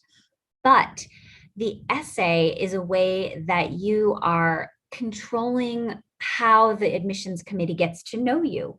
You can write about so many different topics that it's important that when you think about what to write about, how do you want to represent yourself to the admission officer? So just as we saw on the previous slide, one adjective to describe yourself, you want to think of one thing that you want to focus on that you believe the admission committee needs to know over everything else. It's also a way for us to get a sense of your academic preparation, your writing skills. So there is a little bit of that. We're not Olympic judges taking off points for a spelling mistake, a grammar mistake, a typo. So it's not that much of a look at your academic preparation. But, you know, it does tell us how well you write, how you're able to put together something that flows. And in that sense, it's a way for us to assess your academic preparation. It's also a way for you to convince the admission committee that you should be considered for the community that you're applying to. So in that respect, whether you're writing a statement of purpose, an essay, a personal statement, you're going to want, as I said before, to focus on what you think is the key thing that's going to kind of illustrate how you're a match for the institution. You also want to think about who you're writing for. And I mention this because if you're writing a statement of purpose for a graduate program, it could be professors who are reviewing it. So you definitely want to make sure you've got that academic sense and you're talking specifically about that graduate program, what you've done, your education, and how those make you a clear fit and let you know that the admission committee is going to want to say, yes, we need this student in our community. If it's an admission officer, you also want to think about who you're writing for. I've read some essays that, you know, have talked about elderly people. And then they go on to say that this elderly person was 60 years old. And I have to mention that I'm just a few years shy of 60 years old, and I don't consider myself an elderly person. Or you might want to think, you know, if you're writing about religion or politics or something really personal that you're sharing about yourself, just think it could be anyone, any age, any gender, any level of work experience. So you can't necessarily imagine who you're writing for. When it comes to writing an undergraduate statement of purpose or an essay, you really want to kind of illustrate not necessarily how you're a match for the college or university you're applying to, but to really talk about yourself in a sense of, you know, a value that you have that's really important to you, or an event that happened in your life that changed you and took you in a different path. So if you're applying as an undergraduate, especially if you're applying through the Common Application, the point of the essay or personal statement isn't to introduce your whole life background, why you want to major in something, and you're seeking that particular school. The essay for the undergraduate level is more of a prompt, and it could be to describe someone of importance to you, describe an event that influenced your life, describe a value or something of importance to you. So they're very much more specific prompts for undergraduate essays, and it's important that you do try to be as specific as possible and even think of it as like maybe a moment in time or one value. The other thing that's really important, whether it's a statement of purpose, essay or personal statement for graduate or undergraduate, is to make sure that it really reflects you personally. Because if you choose to write a value, write about a person of importance to you or event, we don't want to just kind of read about that other person, that value, or the event. We have to know how it relates to you. Yes, next slide, yes. So what do colleges look for in a statement of purpose? They want to know why you're applying. For a graduate statement of purpose, you can just be more blunt and state why you're applying to that university, what is about that particular graduate program and university that drew you. You want to be very specific in those reasons and not something that could apply to just any university. If you're applying for the undergraduate level, you don't necessarily have to state bluntly why you're applying. Your motivation could really be what you see for your future and what you've learned through high school that's causing you to apply to seek education in the United States. You also are maybe not specifically, but kind of metaphorically talking about how you can contribute to the college. And that would be maybe having accomplished something or a certain value that you have. But we'll also get a lot of that from your CV. Let's go on to the next slide, please. So why, I think I've answered this a little bit. Some universities require it, others don't. To be quite honest, some universities that don't require essays or statements of purpose possibly get so many applications that they just do not have the time to review them. So I represent Ohio Wesleyan University, and we're a small private university. Although I'm the only person who reads international applications, and I get about 1,200 of them, it's manageable. So I love reading the essays. I love getting to know the students. But for a university like UCLA or Michigan State, I don't know if they require statements of purpose or essays. And if they don't, I would suspect it's because they get probably anywhere from 60,000 applications to, I know UCLA gets over 100,000 applications. So there's just not really any way that they could read all of those statements of purpose. But that doesn't mean you should judge university by whether or not they require an essay or statement of purpose and decide to apply because they do or they don't. You really want to make sure that you're focusing on match. The other thing that you want to focus on in your statement of purpose, essay, personal statement, is how you've shown some growth. So if you are talking about something of value to you, or if you're talking about a person who is important to you, there should be sort of like a life lesson learned there. And you're not just describing the value, you're not just describing this person who has played an important role in your life, but how you've changed from knowing this person who's influenced you, or how you've changed having pursued a cause related to a particular value. So we're looking for that spark of growth. It's like a life lesson learned in the personal statement. So it also helps us get a sense of your values, your personality, your passion. It helps us assess if you're a match for the university. I mentioned that it's the only part of the application you have full control over. So other than choosing where to apply, you've already earned your grades. You certainly don't have control over who's writing your recommendations, and your test scores have already been earned if you're submitting test scores. So think of the essay or the personal statement as something that you can fully control. It's the most exciting and revealing piece of the application for us to read. And I know many of you have expressed your adjectives as overwhelmed, nervous, confused, and I completely understand all that. But to also think of it as this chance for you to take control over the situation, and you're in the driver's seat with writing this personal statement.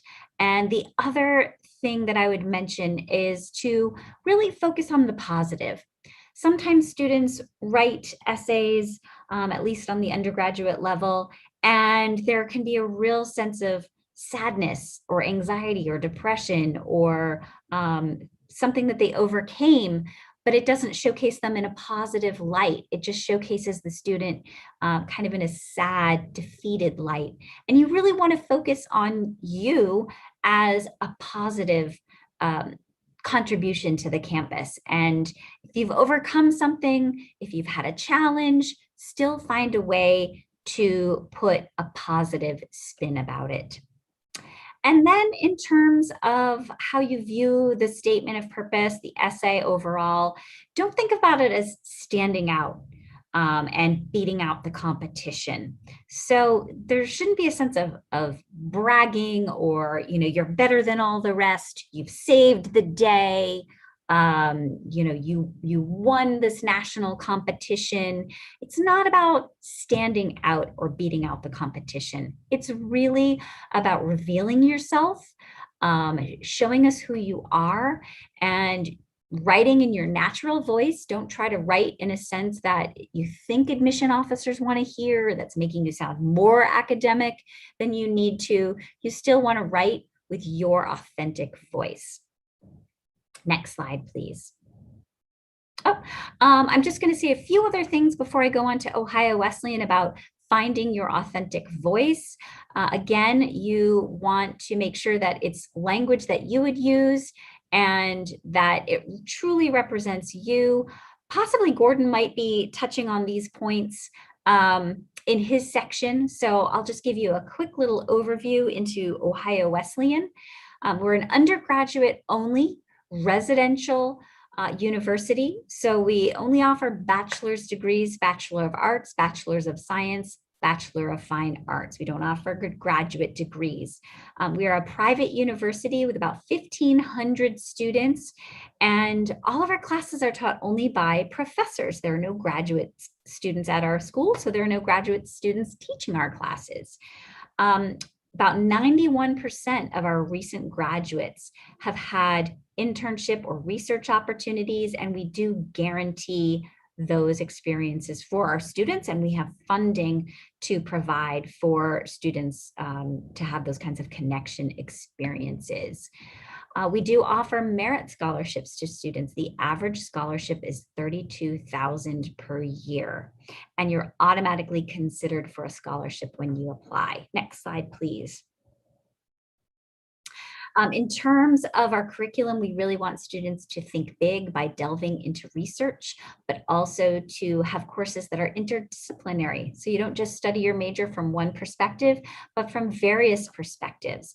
And thinking big also includes students delving into research, using state-of-the-art instrumentation, all of this right from the beginning of their first year. We want students to go global, to not only go abroad, study abroad, which you would be doing as an international student coming to the US, but to study your major from a global perspective, not from this perspective just of Ohio, not from just a US perspective, but how your major fits into the world. And then we also want our students to actually go global through cultural immersion, travel, study abroad classes, and short-term travel learning courses.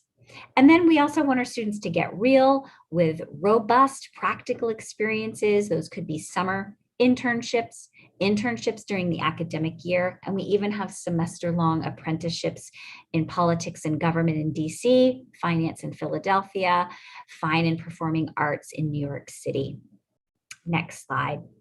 In terms of admission, financial aid, if you're an undergraduate seeking student, we have funding both for transfer students as well as first-year students. It's the same kind of funding. It's free to apply to Ohio Wesleyan.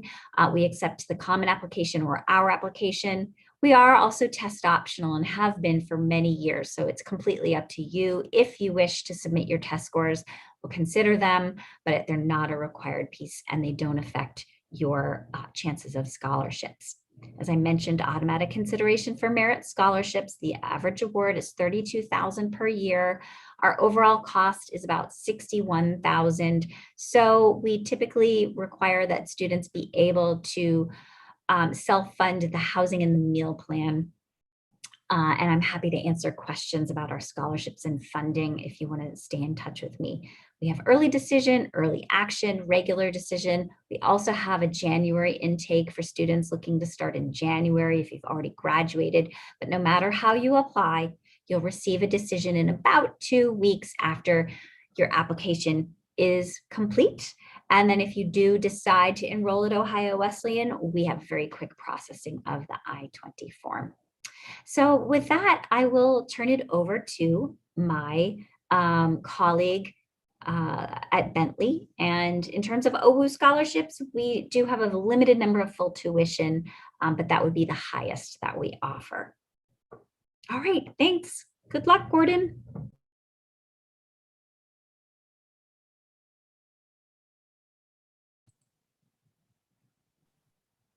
Wonderful. Thank you, Kristen, so much. I really appreciate that. I'm so excited to be here. Once again, my name is Gordon Barrage. I'm the Senior Associate Director for Graduate Admissions here at Bentley University. So let me go through this here with you. The six-step guide to mastering your SOP. One, make it personal. I know that Kristen touched on this a little bit. You know, in that grand opening, you want to talk about something that has molded you as a person. So, you know, and I'll give you a starting option here in a second that'll help you kind of think about that here in just a minute. And then the next thing you want to do, step 2, is you want to think about your future plans. Where are you looking to go to next? You want to talk about long and short-term goals to show you that you have a vision. You know, what are you hoping to obtain while you're earning your bachelor's or master's or even PhD program? And then what are you hoping to do after you graduate from that program? Where are you hoping to get into? What type of career field? You know, what type of passion do you have for your jobs or where you want to go into? So next, you want to talk about previous experience, if you have any previous experience. So for example, if you're applying to a graduate school like my own and you have a couple of years of experience, or maybe you did some internships or had some part-time work, you want to make sure that you exhibit your growth by talking about those internships, talking about those jobs, talking about what you learned from there and what you can bring into the program as well. And then your academic interest. You want to make sure that, you know, you think about, you know, if you're in school now, if you're in high school or in a bachelor's degree program, just know that good scores matter. So let them shine. If you have good scores in your transcripts or if you're taking a standardized test, you know, talk about them. Make sure that you utilize those, you know, talk specifically about, you know, maybe what you did to earn those grades as you went through that. So talk about those academic interests and what you're hoping to bring as you go into the program. And number 5, co-curricular. Depict consistency, sincerity, and expertise by talking about co-curricular activities. So co-curricular activities, that could be a sport you played, maybe a club you joined, once again, maybe an internship that you had. So what makes you more rounded as a person? So not just your academic abilities, but what other interests do you have outside of your school, outside of high school, bachelor's degree that you might be doing? And then the university, go above and beyond learning about the course, professors, and programs. Really do that deeper dive into the program. Make sure you're doing that research. You know, if you're applying for a bachelor's or master's degrees, you know, at the bachelor's level, you could be spending 4 years at this university. So you want to make sure you're doing that deeper dive. And then the same thing at the master's, even PhD level, you could be spending several years there as well. So do that deep dive, learning about not just the university, but the program and the courses as well. Next slide, please. Next slide, please. So I have a little exercise for us to talk about today. And what I'd like you to do is, I'd like you to think about a 6-word story that should show you why you are a fit for a school. So talk about your vision, your mission, think about all of the things that make you who you are, but see if you can do it in 6 words. So I'm going to give you 2 minutes right now. And just remember that every word counts for meaning and emotion. So I'm just going to pause here for about a minute and a half now and give you just that time to think about a 6-word story that would show you why you are a good fit for this school. And then why don't you go ahead and place that in the chat. So again, I'll give everybody another minute and a half here to think about that. Think about those words, the meanings, think about the emotional impact that could have, about your vision, your mission, and what makes you a right fit for that school. I'll give everyone here about another 45 seconds. Don't worry, you won't be graded on this. This is just an exercise to get you started. As you think about it, motivated, driven team conquering the world. Absolutely, that's wonderful. Thank you. So while you're thinking about that, again, take another minute or so, but why don't we go ahead and on the next slide, because I want to share with you what my 6-word story is. So if you can go on to the next slide, please. So I will admit I had a little bit more time to think about mine than I did for you. But again, don't worry, you can go back, you can, finalize this and continue to use this. So my 6-word story for today is, I am here to inspire you. I'm here to inspire you. So that's my 6-word story for today. So I want to break this down a little bit for you. Oh, these are great. Thank you so much for putting these in. Passionate, determined, realistic, empathetic, motivated, optimistic, inspirational. Thank you. So for me, I am here. For me, when I say that I am here for you, I am present.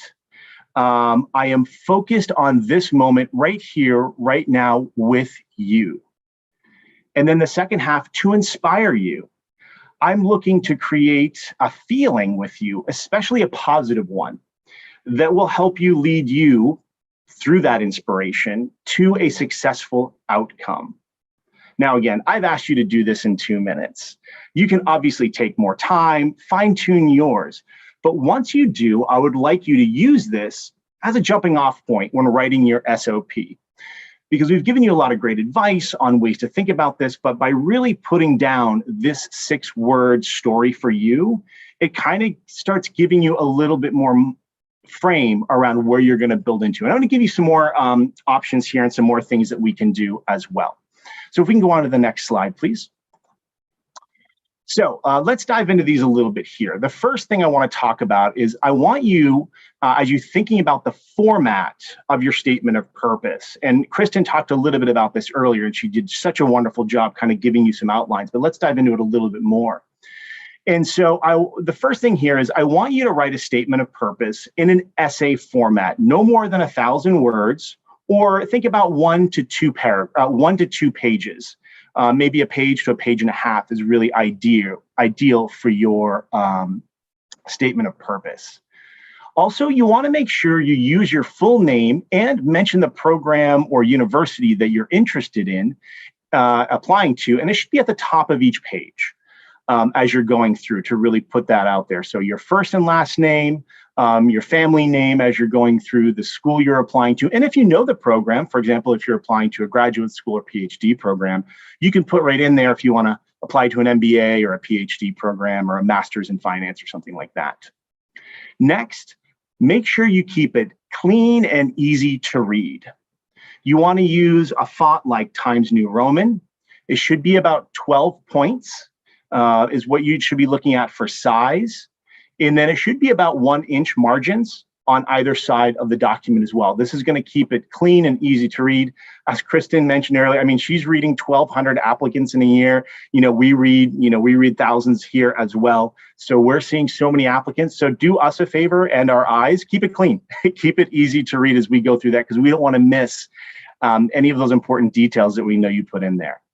Now, please do note that the number of words, it really is going to vary from university to university. So my tip for you would be to make sure you check with your university to see what those minimums and maximums for the school that you're applying to are. Now, I'm giving you an average of about 1,000 words, but I know for some of our essays at our graduate school, we have a maximum of 500. But it's going to vary depending, again, on undergraduate, graduate school, or even PhD programs. So make sure you do that a little bit of that research to find out. Next, the tone of your SOP. And I want to reiterate what Kristen talked about a little earlier, and it should be conversational and friendly. And a tip that can really help you with this, try reading it out loud to yourself, or maybe have someone else read it out loud to you to see how it sounds. Is it coming across conversationally? Is it coming across as friendly? And if you're noticing that tone really isn't there, maybe go back and look to tweak some of those things. And where you can do that is in the second draft. So the importance of your second draft. First thing, you want to remove all the unnecessary sentences. Remember, you want this to be concise. You want this to be detailed, but you don't want to just use a sentence to use a sentence to fill up the space. Make sure that that sentence has a reason for being there. Next, again, share your SOP with your friends, your statement of purpose. Share it with your colleagues, your teachers, your professors, your mentors. Get their feedback and suggestions. And honestly, take all of them into consideration as you're going through. I know this has already been mentioned a couple of times, but I cannot emphasize it enough. And I'm going to say it again. Please double check your grammar and spelling. Really, honestly, go through that. Make sure. I mean, if you misspell one word, that's okay. But if we're seeing a lot of mistakes in there, that can be a really big deal and possibly a red flag. And that's such an easy thing to fix. Make sure you don't do that. All right. So crucial tips for the SOP. This is really important. So first things first, make sure it's structured. Well, typically there is no specific order for writing an SOP. You do want to make sure that, again, it's easy to read. Again, by using some of those tips I talked about just a minute ago. Ideally, you want to have a structure to your text. Start with, a basic introduction, your personal details, the program and career details that we've talked a little bit about so far. And then you want to move on talking about your experiences from a professional perspective, educational, or maybe even personal, where appropriate. Again, remember, you're applying to a university. Number 2, break out those writing skills, because along with a potential Ielts or Toefl score or your English language test scores that may be required, your statement of purpose is also a direct reflection of your professional or educational English language skills. So be careful not to make any grammatical mistakes. Use proper vocabulary, and again, have someone else proofread that SOP for you. Next, number 3, and this is incredibly important. I've really seen a lot of students make this mistake, and this can be dire for you. So please listen carefully. Research, don't copy. One of the worst things you could do while writing your SOP is to copy a template or sample statement of purpose from the internet and use it, and use it as yours. You don't want to do that. So do your research about the statement of purpose writing format, but always make sure that you put in your own original words, because this is your statement of purpose. And I will tell you, most universities will run your SOP through a plagiarism checking software. And if you plagiarize this, for a lot of schools, including my own, it's an automatic rejection. So if you have outstanding test scores, if you have great transcripts, amazing recommendations, if everything is perfect, but then you went ahead and plagiarized your statement of purpose or essay, for most schools, it's an automatic rejection. So don't do this to yourself. Use your own words, use your own excellent writing skills, and make sure you're telling your story. So number 4, finally, make sure you're putting in the details about why you are applying and what this would do for you. Do this in a concise and direct manner.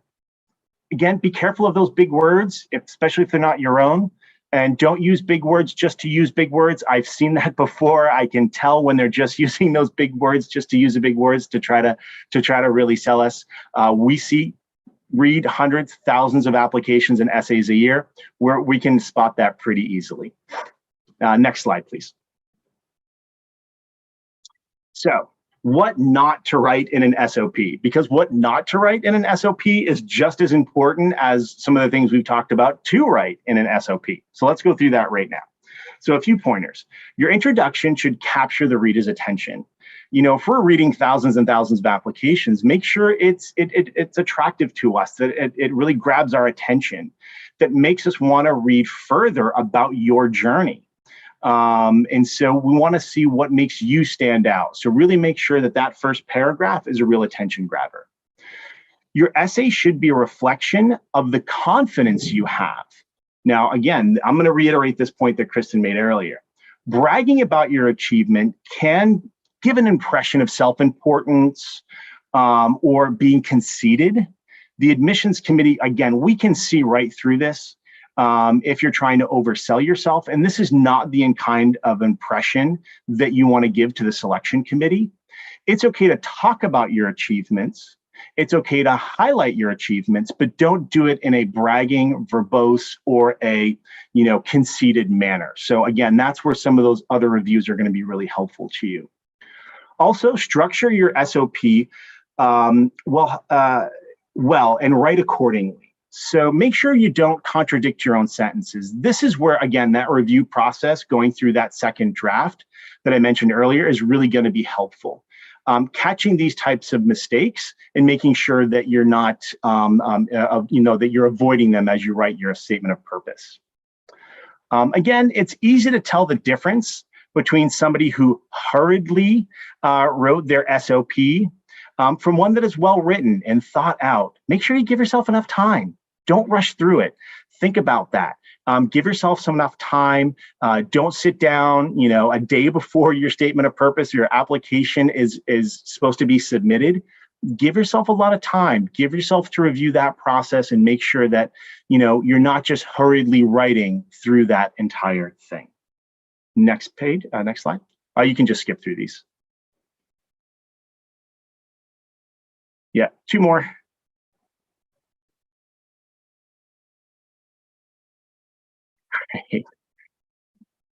And there you go. So, just really quickly, I just want to give you just a little bit of information on Bentley University, specifically the McCallum Graduate School of Business. Bentley University itself's been around for well over 100 years, but the graduate school's been around for close to 40 now.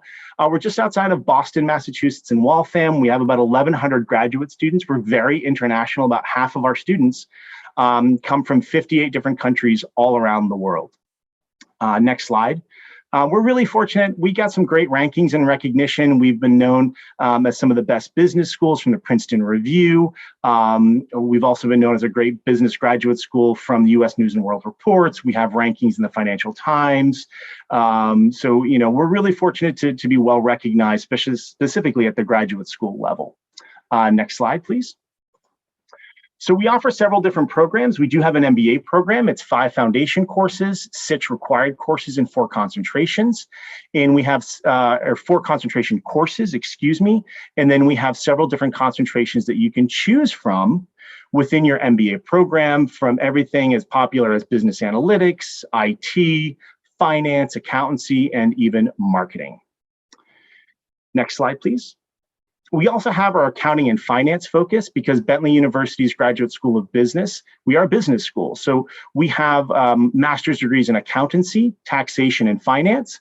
Most of these courses can be completed in as few as 10 courses or as many as 13 or 14. Our master's in finance was just ranked as the #2 best MS finance program in the US by the Financial Times and is a STEM designated program. Next slide. So our analytics and technology focused, all of these are also STEM designated programs, which means you do have the opportunity to extend OPT or optional practical training from what is traditionally 1 year to up to 3 years after you graduate, where you can stay and work on your student visa. So you have master's in accounting analytics. We have a master's in business analytics as well. And our business analytics, we've been teaching for over 20 years of business analytics experience. We also have a user experience program. This is our master's in human factors and information design. This is one of the top graduate programs for UX design. It also is a STEM designated program. Next slide, please. Application requirements is pretty straightforward. Essays, transcripts, interviews, resumes, Toefl or Ielts score, GMAT, GRE test scores, 2 letters of recommendation. If you mentioned that you saw me on here today on iSchool, I will offer you an application fee waiver code. So make sure you reach out to me and said you saw me here so you can save yourself about $150. So that's a little bit about my university. I'll now turn it back over to Ankita. Thank you so much for listening. And I think we're going to get into the Q&A portion now. Yes, thank you, Gordon. Thank you, Kristen, for talking us through the specifics of writing a statement of purpose. I am already looking at the Q&A section, and we have a lot of questions out there, and a lot of them are actually common, but most of them, from what I see, are pretty unique. So let's begin with one of the commonly asked questions, right? Are SOP and person statement the same?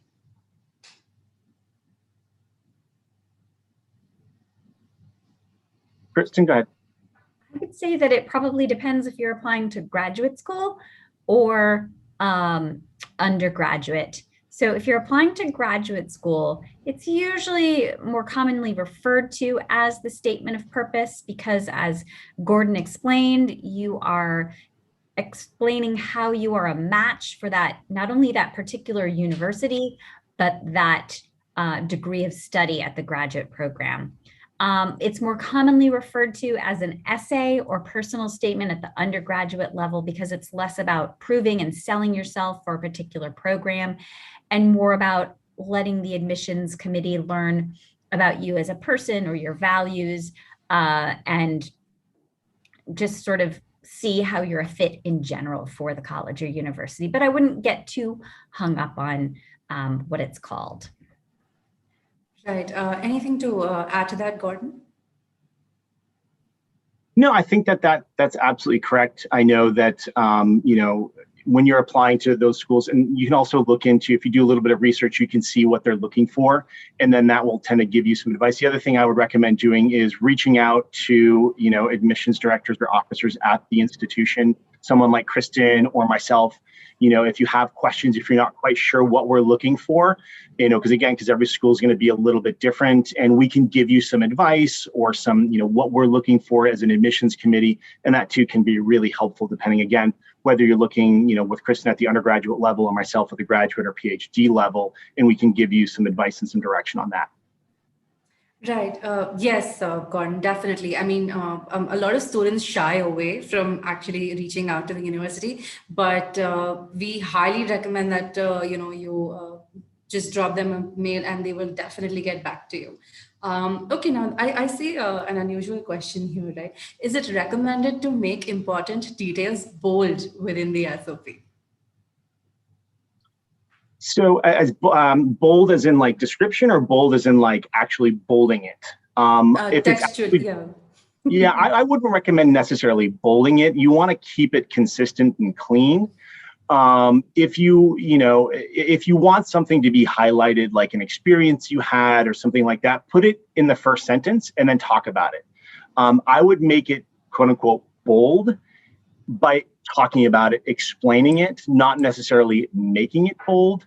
I understand that you're trying to bring attention to it, but again, the best way to bring attention to something is by talking about it in your essay. Again, you really want to keep it clean and concise. At least, that's what we look for at the graduate school level. Because I think once you start messing around with bold and italics, and it can start to get a little distracting. And so I would say keep it more simple. I don't know if Kristen has any additional words on that, but that would be what I would say. I guess the perspective that I would add is that when you bold something, it's something that you think we should look at, and it might cause me as a reader to look at that, but then maybe I'm missing some other quality that you didn't choose to bold that I would actually think is even more telling about you. So I would say not to bold anything, and therefore I'll probably spend more time reading it in more depth than if it's bolded, and then I might be tempted to just kind of skim it. Right. Okay. Thank you for answering that one, Gordon and Kristen. Moving on to the next question. Do I have to make different SOPs for every university, or can I use the same one for all the applications? Gordon, you want to take that? Yeah. Sure. I'll happy to take that. So I know from my experience at the undergraduate level, like if you use the Common App, sometimes that can be a little bit more general in nature, just talking about who you are and you know your experience about going into an undergraduate or bachelor's degree program. Graduate school level, it is a little bit more specific.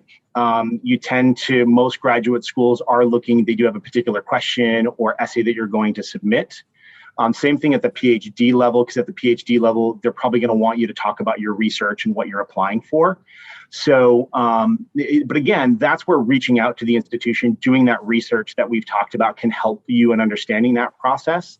But again, most likely at the graduate and PhD level, it's going to be different questions, different opportunities, different statements of purpose. So you want to make sure that you're addressing those. But I'll let Kristen dive a little bit more into the undergraduate level and the bachelor's degree side. Yes, so the good news is if you're only applying to Common App schools, it is perfectly fine to write one essay and submit them all to the Common Application schools. I would advise you never to insert the name of the university and then think that you're going to go back and change it for each university you're applying to, because you're just running the risk of, you know, accidentally submitting the wrong university name to the wrong school. If you are applying to any schools that have their own essay, then you do need to write your specific essay for that school that answers that question. So it all depends on the schools, what essay requirements they have, etc. Right. Okay. Thanks, Kristen. Again, this is specific to STEM courses. What do you look for in an SOP for pursuing STEM courses? I mean, I'm sure that we add a different set of structure within an SOP that's for science, technology, engineering, medicine, mathematics courses. And what do you look for these courses? Any insight from the other side?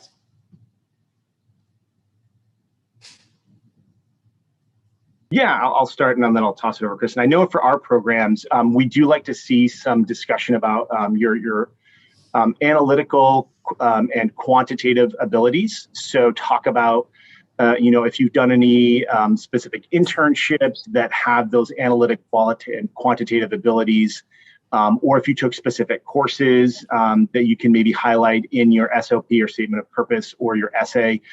Talking about, if you took a math course or an engineering course in your undergraduate courses or in high school, that you can highlight as maybe an inspiration for why you want to go into this STEM field. Because when we are looking, I know at the grad school level, when we look at our STEM programs and STEM applications, we do want to see some level of experience, exposure into or where you're coming from and getting into that.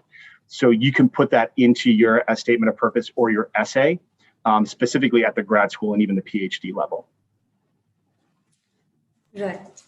And I would say at the undergraduate level, it's not so much about explaining all of the accomplishments, achievements, Olympiads, courses, research or internships.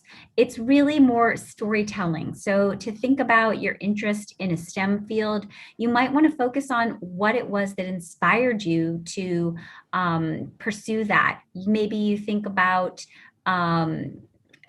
you started tinkering at a very young age and you were always taking things apart, and you took these things apart and you built them into something else. Or maybe an uncle gave you a book on Stephen Hawking. So think about that inspiration. It's a little bit of storytelling. It's a little bit of letting me into your life as the reader, seeing you through your eyes and your description. And you don't have to sell yourself in terms of experience. You really want to sort of tell the story of the inspiration, the passion, the drive behind it, and maybe what you see yourself doing in the future, and a little bit about what you know of the course at the university. Right. Okay, moving on to the next question. The question is, will a person's statement make up for the average / low grades or test scores that I have? So that's a great question. I actually, I've gotten that question before from applicants. And so I would say, if you have low grades or low test scores or something like that, address them. I think be upfront about it, talk about it. I've had students in the past that had a really bad semester, maybe something personal in their lives happened, especially right now with COVID and everything that's going on around the world. I would say don't try to hide it, address it, talk about it, maybe talk about what you learned from that experience or why you had those low test scores. But then what you can do is highlight other aspects of your application. Utilize this as saying, you know what, I know that I didn't have a great semester, here is why, but I was really able to make it up later on in the semester, or I was really able to make it up in the second or third trimester, or whatever it is, where I was really able to, overcome those issues. And here's what I learned from that experience. So if you have that low test scores, low grades, own them, but then talk about them and talk about how you've learned from that and maybe how you're going to grow or how you can overcome that moving forward. That would be my advice. Right. And at the undergraduate level, many admission officers do what's called holistic review of an application. So your grades, your classes, your test scores are not the only thing that we're looking at. We're looking at the entire application, the entire person, from your activities, your experience, your intellectual curiosity, your work ethic, your drive, your recommendations. So yes, if you did struggle one year with certain grades, courses, if your recommendation attests to the fact that you worked really hard, that you had a great work ethic, that you were always there after class seeking clarification, that's also going to help make up for weaker grades. So we're seeing you as a whole person and not just test scores or grades. So I wouldn't worry about it. That said, I don't think an essay is ever going to be the deal breaker that gets you in over everything else, nor is it going to be the reason why we decide to deny a student who has decent grades. Right. Okay, so I guess we have time for just one more question, and I'm going to pick this up, anonymous attendee. How many person stories can we talk about in our SOP?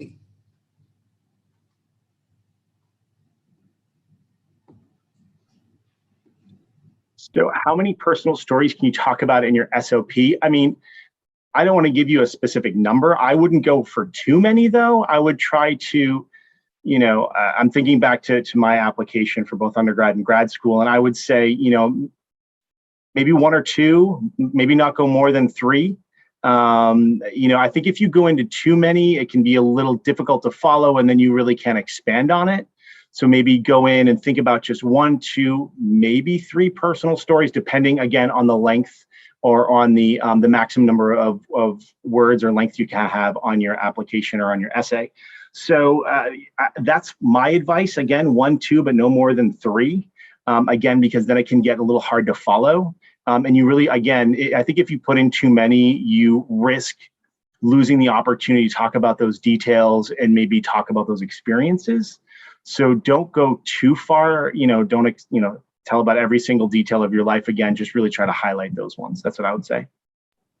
A great question. Yes, I would agree with that 100%, because it's not about, can you fit in this topic and fit in this topic and fit in this topic and cover all the bases?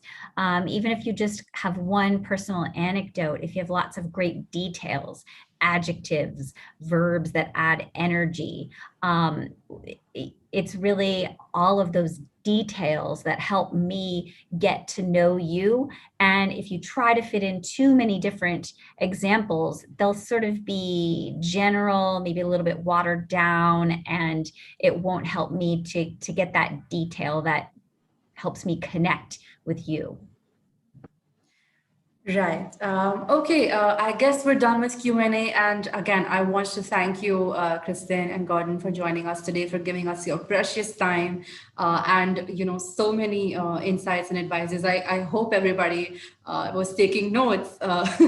But if you weren't, we do have this giveaway for you. It's an ultimate guide on how to write the perfect SOP. We've tried to include as much as we could, from whatever experience that we've garnered over the years. And all you have to do to get it is fill in that feedback form real quick, and it will be in your inbox. And yeah, so I guess that ends our 4 hours of the first day of the iSchoolConnect Fest. And I want again to thank you, the audience, for being there, for listening to us, for tuning in, again, taking out your time. And we really hope that, you found the entire 4-hour session helpful. Any last words, Gordon and Kristen, before we close the day? No, just thank you so much for having us here today. We're a big proponent, a big supporter of iSchoolConnect here at Bentley University. So thank you so much for having us. I really hope everybody gets a chance to download that and submit those great statements of purpose. And once again, my advice is any questions, comments that you need help with on your application, reach out to people like Kristen and myself at the university you're interested in, because we can be a great resource to help you submit a great application. And I would just add thank you to iSchoolConnect, and thank you to all of you who are viewing this. And you've got this, you can do it, and please rely on others for advice, including us. Yes, adding to that, so we have a community of 10,000 students, the ISC community, which you can join using this link. Any and all questions related to studying abroad, you can ask here, and I'm sure it'll be answered, within seconds. So join us at the ISC community, and thank you for, your time. Moreover, if you have any questions, you can, drop us an email at hello@iSchoolConnect.com. And you can also call us at 9145332283, and we will be there to answer all your questions, all your doubts. Super happy to help anybody who's aspiring to study abroad and make their dreams come true. Okay, thank you, everyone. And yeah, all right.